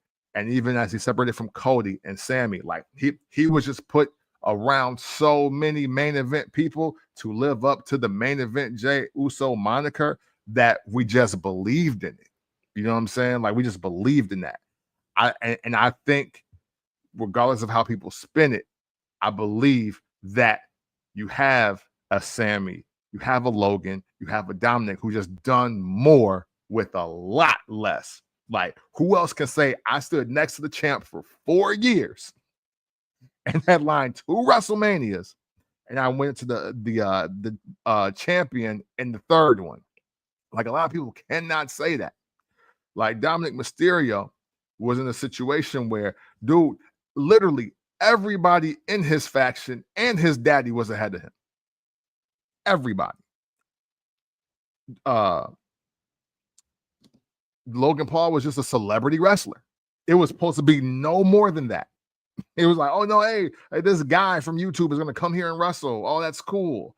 But him and Bad Bunny start showing out. And that's why I don't have Jay in the mix for this, even though I think you're 1,000,000,000% right. The people that love Jey Uso the most, they don't care about his matches. They don't care about his promos. They just want to get to the yeet.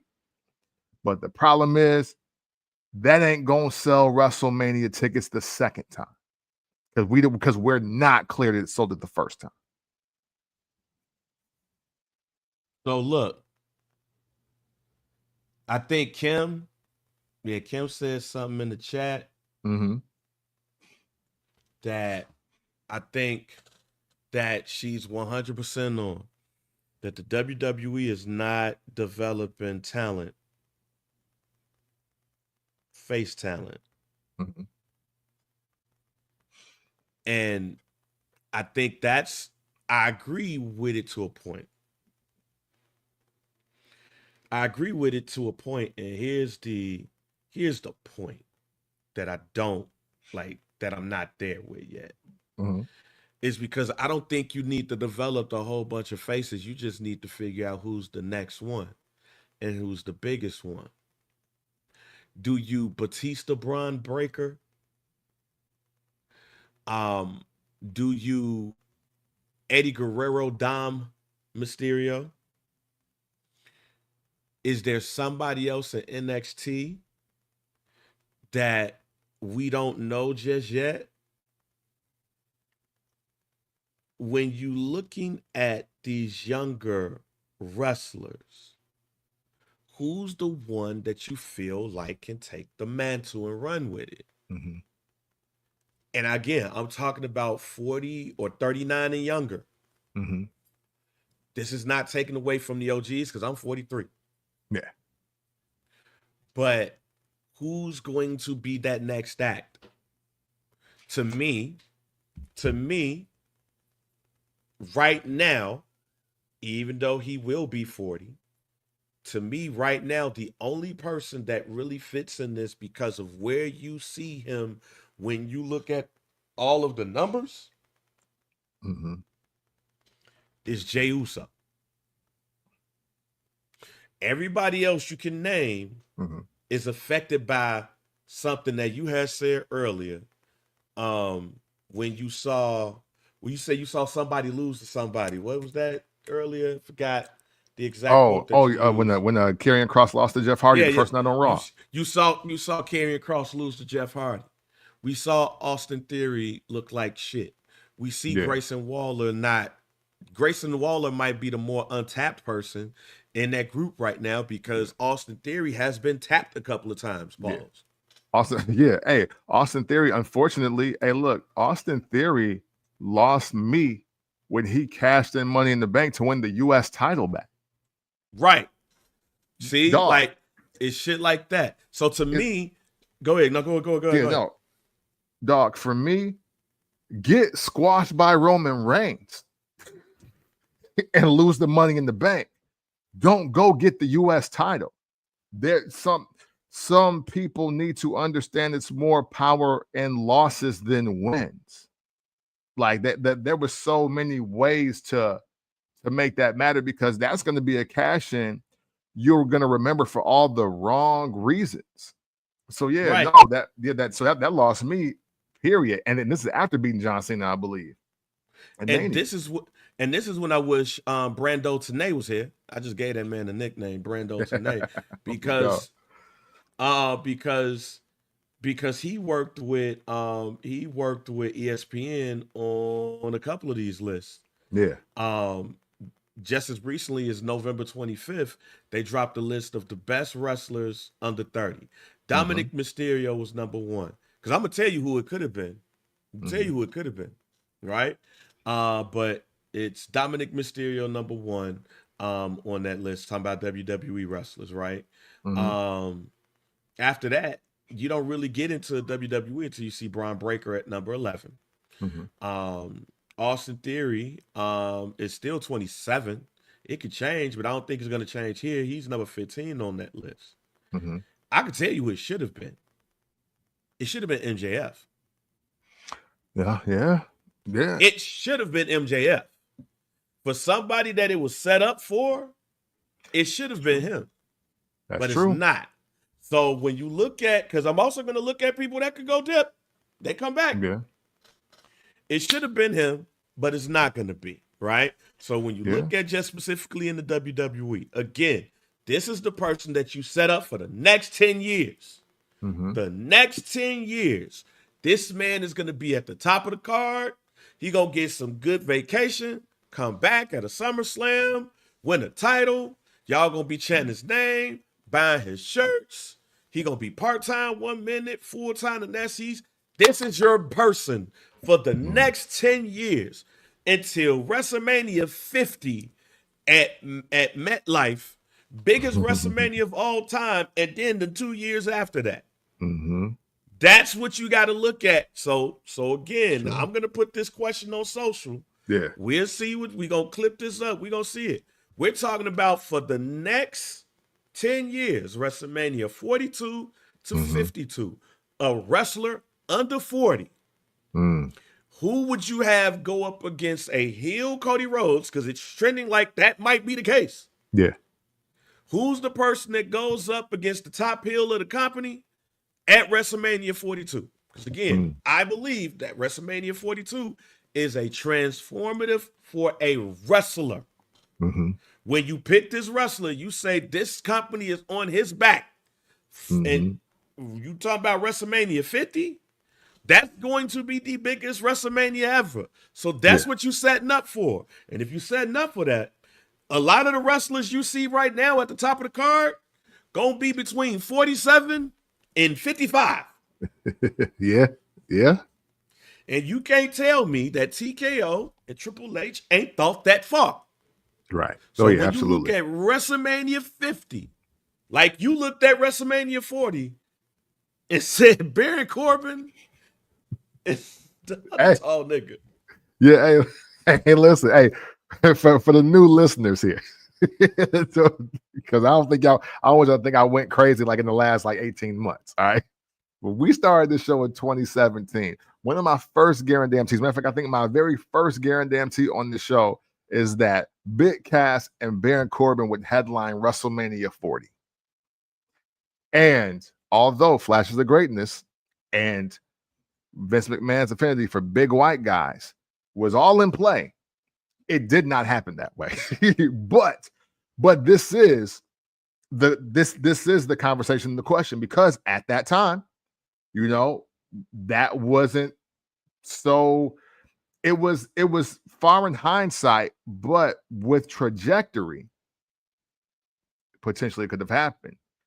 But who knew Carmelo would be the biggest star? Who knew Enzo would get himself further over? Who knew Big Cass would become a raging alcoholic and borderline abusive? We didn't know that. Baron Corbin would proceed to get himself over 3 more times and become one of the top heels in the company. However, he lost his cash in and things were just never the same after that. But this is what Bang is talking about. One of our guarantees and how we started the show. We're now here in 2025. And the question is, who are the 20-somethings or at least the 30-year-old right now that is going to carry the torch? Because Roman Reigns is obviously not planning on being anything near full-time. John Cena starting his retirement. I don't know how real the back situation is for Randy Orton, but Randy Orton is just being facetious at this point, saying he'll wrestle for another 10 years. AJ Styles, just due to booking, I think, is not going to be in the WWE too much longer. Then you have The Rock, who we don't want to see wrestling, but he'll make his appearances. Triple H has realized, I ain't got it no more. Then you got the Usos, who will be 40 plus. Kevin Owens, who's on the shelf right now. Like there is everybody, unless we are in a changing of the guard where just the women are going to be headlining night 1 and 2 because that's where the game is. I don't know. I don't think you can rule things out because, in all honesty, if you went with the top 10 roster the last 2 or 3 years, how can you not put Bianca and Rhea in the top 3? Like, the argument can be made that Rhea Ripley, Bianca Belair, and Jey Uso are the 3 hottest wrestlers in the world right now. And who's to say that Jey Uso was definitely 3 every one of those years, or 1 every one of those years? I like Trick and Mello, but man, that ain't going well. That ain't going well. Ricky Starks, much like I talked about LA Knight a year or 2 ago, I told y'all about Ricky Starks when I see him on NWA Power. But we gotta get there first. There's a lot. I mean, Solo. Hey, look, Solo could be that person. I think they were, again, trajectory is a mug, man. And the bidding war of 2024 didn't go how we thought. So yeah, that's all I'm saying. Like, if we're at WrestleMania 42, you got to start looking down the road. Yeah, I get it. And when you look at all of the top wrestlers, all of the crowd favorites, they're 39 and up. So whether it's this year or that year, and I feel like whether it's this year or next year, and I feel like it's going to be this year or, WrestleMania 42. Mm-hmm. I feel like at WrestleMania 42, you will officially see who the WWE feels is going to hold the mantle for them for the next 10 to 15 years. Mm. When John Cena is retiring, Roman Reigns is wrestling lesser and lesser. Cody Rhodes is seeing the end of the tunnel. Those are your top 3. Mm-hmm. Yeah. You got to start looking and saying, all right, when we get to 50, who going to be the ones? And just put them on the board, take them down as you see fit, put new people in there. Yeah. But I don't think that is nothing wrong in looking and saying, hey, we got to start that clock today to make sure we got the one. Because what you don't want is to put yourself in a situation where Brock Lesnar is the one who defeats The Undertaker, when it could have been a younger, more celebrated guy to put them in the spot. Yeah. Who's going to pass the torch to who? Is it going to be Roman passing the torch to somebody? Cody passing it? Seth Rollins passing it? Somebody got to do it, though. And who are they passing it to? Are they already in the WWE? Are they somewhere else? Are they that little kid that's reading the cereal box like Jay-Z said? Mm-hmm. Who is it going to be? Right now, on the roster, to me, it's only 2 people that you can trust. Outside of that, I don't know. But they got to figure it out. Yeah, and man. That's how you'll know, especially if Cody's turning heel. If that's especially what's coming up next. As Kim said, they ain't got a lot of great faces. If that's the case, if Cody goes face, who got to replace him? And it goes back to what we said last week, too. What did we say last week, Kim? We said that if, with this quarterback shit that I hate, if Cody Rhodes is QB1, Jey Uso is QB2. Yeah. And at some point, he either gonna go to another team or he gonna take over like Willie Beeman did Dennis Quaid ass.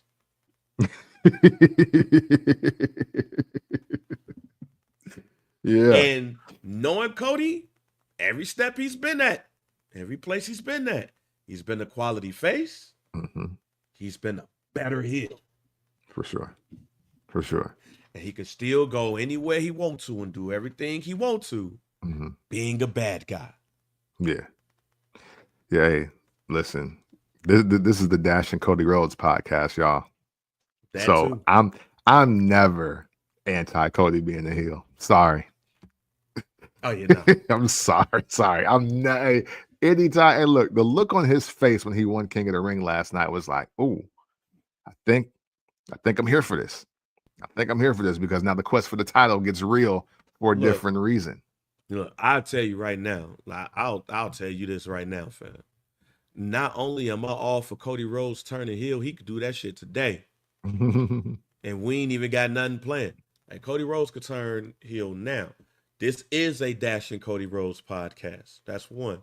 Two, I hate this QB talk. I hate this QB1 talk.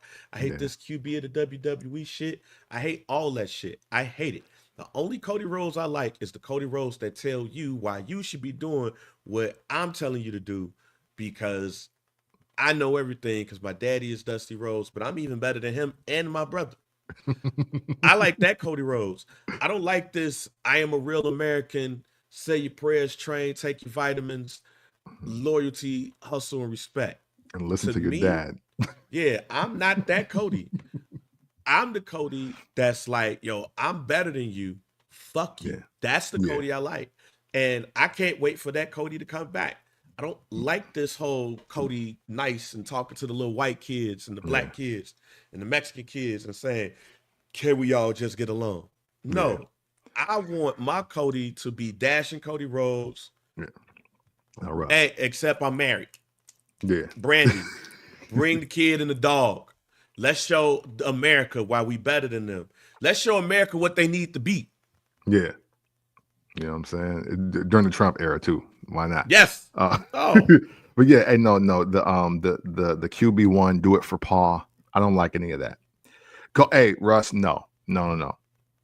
I get the Nightmare Family faction and all of that, but for me, Cody Rhodes is a standalone heel. I'm for real. I don't think y'all remember. Just if you give Cody the mic and let him cook as a heel by himself with nobody else in the way, you're getting gold and platinum. You're getting gold and platinum. And I think we forgot that, and it's time that he brings it back. So I'm always pro that. There will never be a time. Cody Raheem Rhodes is done, man. Hey, the Black American hero is an American nightmare. You know what I'm saying? Yeah, you know what I'm saying? The biracial Black American hero is an American nightmare, even in itself. But nah, I need my Cody to be Homelander at this point. We've done enough. We've done enough with this good guy shit. I need my Cody to be Homelander. I need my Cody to be like, yo, I'm doing this for y'all. Y'all don't respect it. Like, this is why y'all ain't gonna never be shit. Like, my daddy was the son of a plumber, and I'm the son of Dusty Rhodes, but Dusty Rhodes ain't never live up to the standard that I lived. And all of y'all keep talking about this man and revering this man. This man was barely even there for me and my brothers and sister. Like, he was trying to entertain y'all, and y'all don't even respect it, because y'all always be talking about the McMahon family or some other family. That's why in my music I said that there's more than one family of wrestling. Rock told me. Rock put me on. I wasn't listening at first. And that's where you lost me. But he ain't gonna pop up no more. That's what he might not even pop up. He might just say The Rock was right. And then you had like the voice of The Rock on the screen, like voice of The Rock. Like, you might see that. You might not see him. Or if you see him, you're gonna see him on the screen and he's just gonna be like this. And then Cody gonna kick John Cena in the nuts. And then like QT Marshall, let me stop playing because now I'm going too far. All right, it is now time to talk about my favorite. Like this. Oh, go ahead. Are we going to cover the Punk Cena match? Because we never really got to it. No, it's no need. Like, it's really, honestly, if you want to, I don't think it's really no need. Yeah, and here's the reason why I don't think it's no need, because it was too many niggas in this match in the first place. It was too many people. At the end of the day, it was too many people up in there in the first place. It don't feel like this was supposed to be John Cena versus CM Punk. It was supposed to be John Cena versus CM Punk to lead us into some other shit. Okay, I got you. Hey, Only thing I want to say about the match. Go Is that Penta pissed me off. I'm sick of this guy. All right. First of all, a main event match for the undisputed WWE World Heavyweight Championship is going on. Your music hits and you do your full intro. Dog, if I ever see him catwalking down to the ring while a main event match is going on, all to be attacked by Braun Breaker, dog, I almost threw something at my television. And I'm not even that kind of guy. I'm not even let's get a reaction of breaking the TV for YouTube. I almost did it. Because why is he doing that? I think Kim spoke to it earlier. I was like, dog, that pissed me off. First of all, out of all the music I wanted to hit during the match, that was the one time I was like, well, damn, I kind of would have rather heard Fiend and seen Travis Scott come out there, because why the fuck is he here? Why is he here? Sorry. He's a legend. I get it. I know about the match with Chelsea Green. I watched it, some of it. But no, I don't like that guy. I'm sorry. I think the best thing about John Cena versus CM Punk this weekend was this right here. Yeah. Even though, shout out to the white people that are just totally misunderstanding what not like us really means. Right, yeah. But at the same time, the entendres that CM Punk did. Yeah. Like, this was not better than John Cena's promo, which apparently John Cena said on the Breakfast Club that he ain't necessarily like that. Think that was the Breakfast Club. It's crazy, right? I was like, wow. But the reason why I like this promo from CM Punk, as somebody who's rapped and somebody who loves rap, this wasn't your standard just 16 bars. Yeah. There was some entendres in there. There was some rhyme schemes in there. It wasn't simple.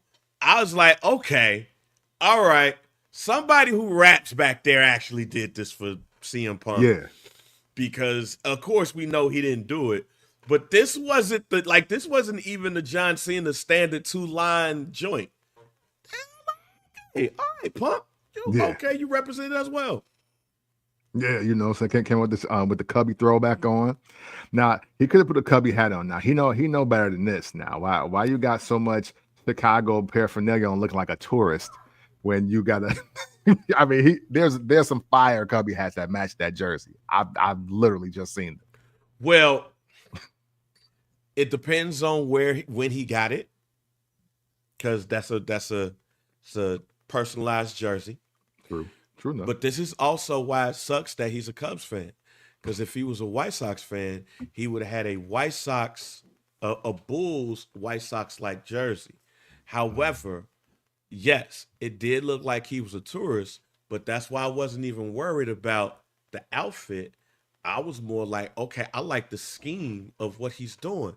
He seems prepared. He flubbed a couple of times, but because of the scheme, it seems like he's prepared, and there's somebody culturally relevant to help him with that backstage instead of the standard 1-2 bar routine. I like the scheme, and I was proud of him when it came to the scheme and everything. So real quick, before we get up into our Do We Care segment, we do want to congratulate Jade Cargill for winning Queen of the Ring. Yes. And we want to congratulate her for putting on the crown. Yeah. She put on the crown. We was happy about that. At least I was happy about that. She seemed genuinely glad that she won it. And we'll see what happens when it comes to SummerSlam. Also want to shout out this shot right here, because Cabacho was off in the cut. And hopefully he goes back to his role as chauffeur for them instead of anything else.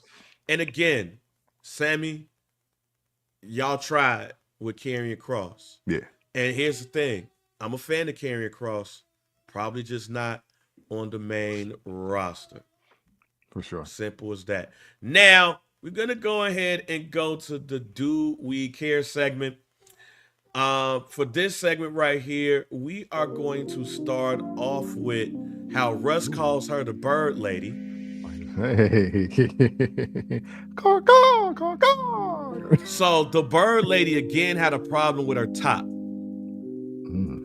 On Raw, she was wrestling. She had to. She was fighting.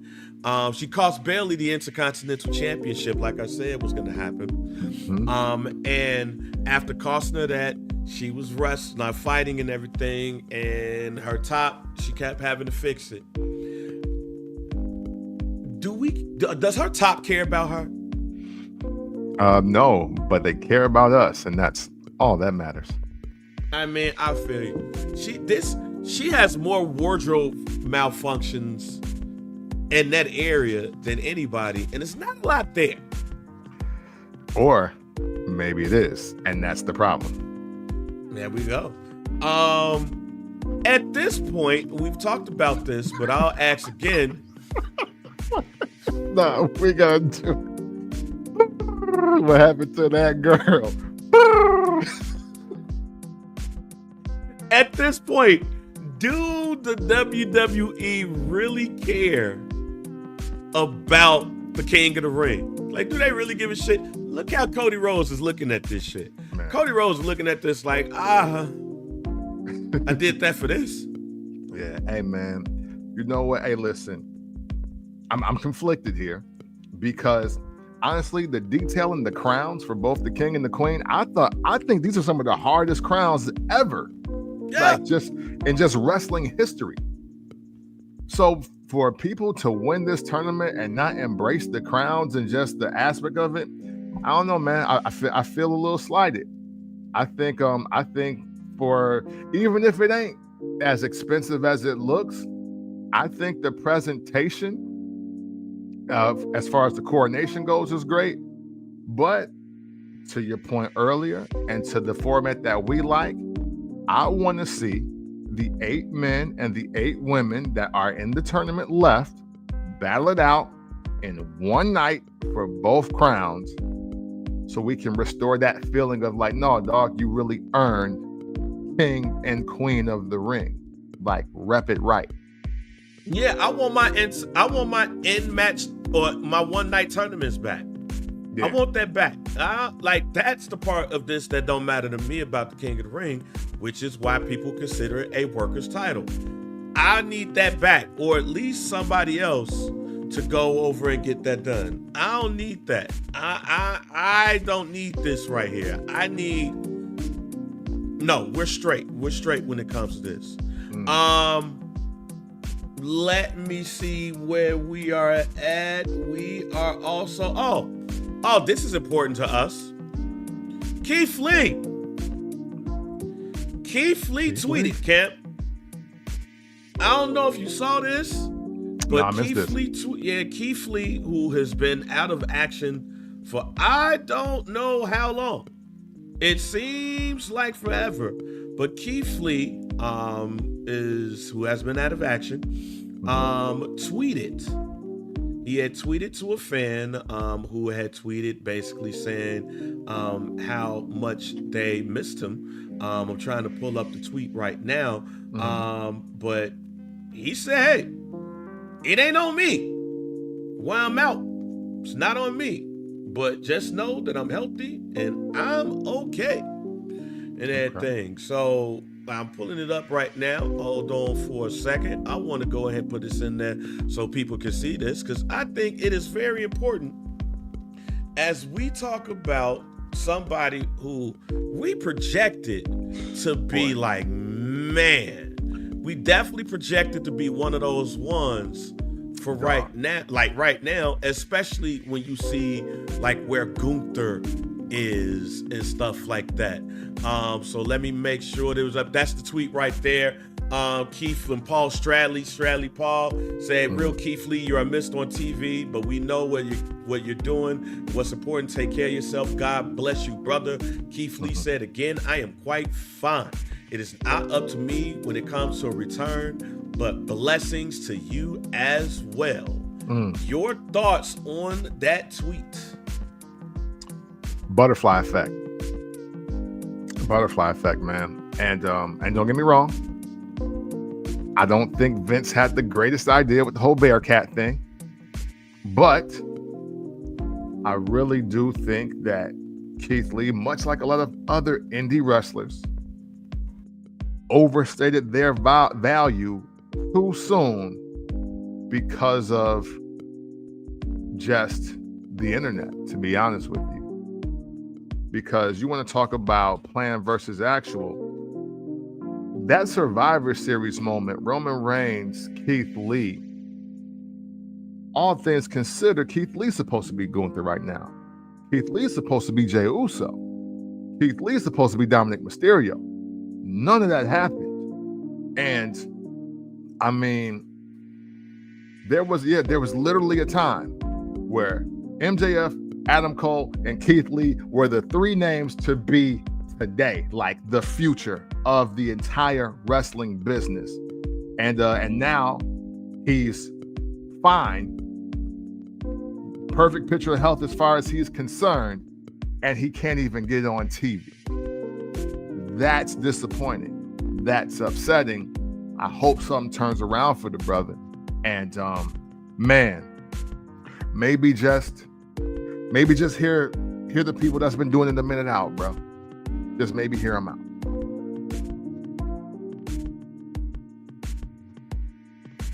I think you on mute, bro. Yes, I am, because I was talking to my son. That's why when all of those people talk about, I can't wait to insert wrestler here, leaves and go to AEW, this is why I say be careful what you wish for. Yeah. Because to me, Keith Lee was a future WWE world champion in some type of capacity. He could have been a world champion in TNA right now. He should have been an AEW champion, unless health is the reason for all of that. But it is no way in hell that Keith Lee should just be sitting around if Keith Lee is healthy. Yeah. Again, this is if Keith Lee is healthy. If Keith Lee is not healthy and he's still dealing with those health issues, then yeah, sit your ass down. But if Keith Lee is telling me that he's healthy, his ass should be on TV. And it's a travesty that his ass is not on TV. And he's been out for a while. Yeah. He's been out for a while. So if it's, oh man, I will bring him on TV, but I'm concerned that we'll have to take him off TV if something happens. Then release his ass and let him go in the indies and do his thing. Yeah. But the fact that he say he's healthy enough to go and he ain't going, that's a travesty. If Keith Lee is healthy, free Keith Lee. If he ain't healthy, free Keith Lee. Either way it go, free Keith Lee until he don't need to be freed. Facts. Simple as that. If he's sick, bye. Wish you well on your future endeavors. Go get better. If he's well, put him on TV. Either way it go though, snake bitten. Snake bitten. Seems like every time we hear Keith Lee is something. And it's not anything bad. It's not anything disrespectful. It's like it's something going on. And just don't like that, man. I still got a lot of high hopes for Keith Lee. I'll always have that. If he healthy, put him on TV.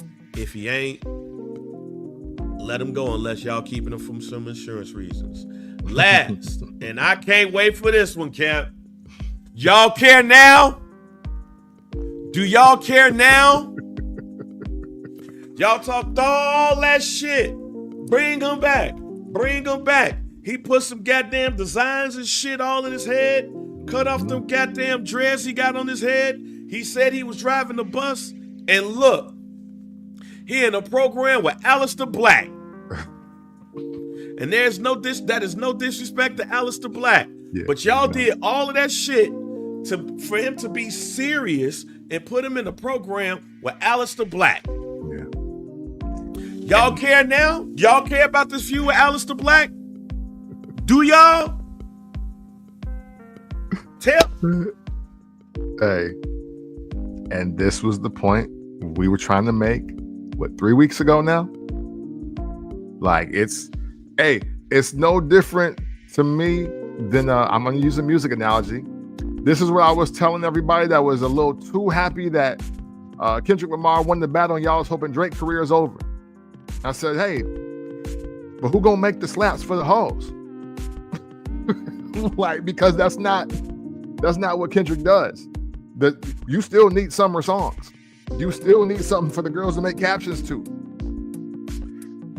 R-Truth, Ron Killings, whatever you want to call him, like, when this first happened and it was bring back truth, we want truth, y'all was even on this platform talking about some man, he could go to TNA and be the champ, or he can get a world title run, he should be in the main event. No. You only care because you know. It's literally like those facts that come up about, like, somebody will be like, oh, you know, every time you drink a bottle of water, you increase your chances of cancer. And it's like, you're not gonna really stop drinking water though. Like, you're not. Like, you're not. That's not what's gonna happen. You're just gonna be like, well, damn, I just can't drink nothing, I guess. But you know, the BPA level, I'm sorry, is not gonna make you stop drinking water. We're now in a situation where now they're putting Truth or Ron on TV to be enhancement talent. He didn't show up. He wasn't in Saudi Arabia last night. He wasn't a part of that. They put Penta out there in the match that he actually has something to do with. They put Penta out there. Y'all don't care. And it's okay. And this is why we got to be careful with our words and what we say when it comes to making a ruckus about wrestlers that we know we never gonna see in the main event at WrestleMania, respectfully. I'm gonna say this again, Camp. I'm an R-Truth fan. I was a fan before he was acting aloof. I was a fan while he was acting aloof. Y'all only wanted that man back because he was aloof. Now he's in a program with Aleister Black, and y'all don't care. Y'all don't. Y'all want him to go back to the old R-Truth where he was making you laugh. And he's telling you he don't want to be that R-Truth no more. Now he ain't making y'all laugh. He did a couple of run-ins on Cena. And now he in the program with Aleister Black because he was interrupting Aleister Black matches and got his head kicked in. And I can tell y'all right now, y'all ain't looking forward to no Aleister Black versus Ron Killings feud. No. Y'all ain't looking forward to that. You would rather R-Truth be the 24/7 champion and say some stupid shit. And that's why he shouldn't have never came back. Yeah. Y'all made y'all voice heard and all of that, cool, yeah. But y'all made it loud because y'all lost the black man who was going to make y'all laugh. Simple as that. I'll see if y'all care about Aleister Black and R-Truth. But I know y'all don't, because it didn't look like y'all cared on Friday. Y'all don't care. Y'all didn't care. And y'all don't care. And that's why I hate this situation. They cared more about the Puerto Rican telling him to stop being angry than they cared about any of that. And shout out to Damian Priest. Damian Priest is, hey, look, matter of fact, shout out to Damian Priest because he's trying to help. He's trying to help. Matter of fact, no, can't. Fuck that. Fuck that, fam. If y'all cared about R-Truth, y'all would have rather saw a program between Damian Priest and R-Truth and not Damian Priest and y'all would have rather saw a program, if y'all cared about R-Truth, with him versus Damian Priest instead of R-Truth and Aleister Black. And that is no diss to Aleister Black, but he's just getting back. And we just saw Damian Priest kick Drew McIntyre's head in. And he's a former world champion. If y'all really cared about R-Truth that much, why he ain't going up against Damian Priest? Why is Damian Priest trying to be the level-headed guy? And shouts out to Damian Priest if Damian Priest and Lola Vice is actually Freaky Undertaker. You know what I'm saying? Freaky Undertaker. If that's true, Freaky Undertaker. Salute. But y'all don't care about R-Truth. And Russ, you're right. Matter of fact, Russ, that is comment of the day. That is comment of the day enough that we might mess around and send your ass a 20% off code for first black champion. Yeah. To be fair, Aleister Black is the only black that Saudi likes, because them folks was looking at Jade like, who is this black woman? They don't give Bianca Belair love either. Yeah. They looked at Bobby Lashley like, yeah, you might. You know what? Tension is too high in America for me to say a lot of things I feel I should say. But that is definitely comment of the day. Comment of the show. That's comment of the day, fam. That's comment of the day. Oh, so that is the Do We Care segment. Hey, man, free R-Truth too. Free Keith Lee and free R-Truth. Because y'all out here lying. Y'all lying on y'all heart. That's a fact, though. But man, great show. We on the road to SummerSlam, camp. The road to SummerSlam. Did SummerSlam have like a SummerSlam thing? You know what? I was trying to think of it, and I think there was one, especially when it was 88 to 91. I can't think of it in my mind because now the old WrestleMania and the original Saturday Night's Main Event thing keep popping in my head. But there was a theme for SummerSlam. It absolutely was. Like, wasn't that no, that ain't it. Nah, I don't know. We'll have to come back. I mean, hey, look, we're on the road to it, so we got time to figure it out. You know what I'm saying? we got time to figure it out on the road to SummerSlam. Yeah, much like the road to WrestleMania. Yeah, we got to figure that out. But hey, man, pass it on over to Camp. Yes. So, man, you know what? I didn't give an official guarantee for this episode, but what I will say is this: my guarantee that the women's division is wide open now because of Liv Morgan being hurt on Raw, and so far, I think the person that struck the hardest has been Raquel. I'm interested to see what happens on Raw with the women with Liv being out because she occupied a big space. But man, we appreciate y'all for checking out this episode of the First Black Champ podcast. Man, we appreciate no matter when you got down, whether it's been since 2017. Wait a minute, Cam. On for the first time this day. That was the thing. I watch wrestling too goddamn much. Really? It's that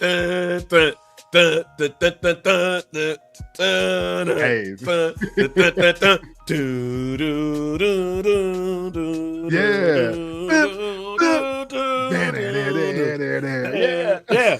That's I watch wrestling too goddamn much. Hey man, awesome. Hey, well, look, we're gonna for the road, we gotta bring it back. You know what I'm saying? Probably for one of our segments next week, man, to close out the show, man. But hey, again, like I was saying, man, we appreciate y'all checking out this show. No matter when you got here, man, we sincerely and appreciate you. Obviously, Bang and I can do the show by ourselves, but each and every one of you, whether it's the stream here every Sunday or throughout the group pages with your likes, comments, shares, rumor, innuendo questions, or just funny things, sayings, and your opinions about wrestling, you make the FBC community what it is. And for that, we sincerely and humbly thank you. And always know that if you ever want to talk about wrestling in an unconventional way, that you do so by checking out the First Black Champ podcast. It's the pick with the VP, DOC, and we are out. Fuck Johnny Wrestling. And free Keith Lee. Word.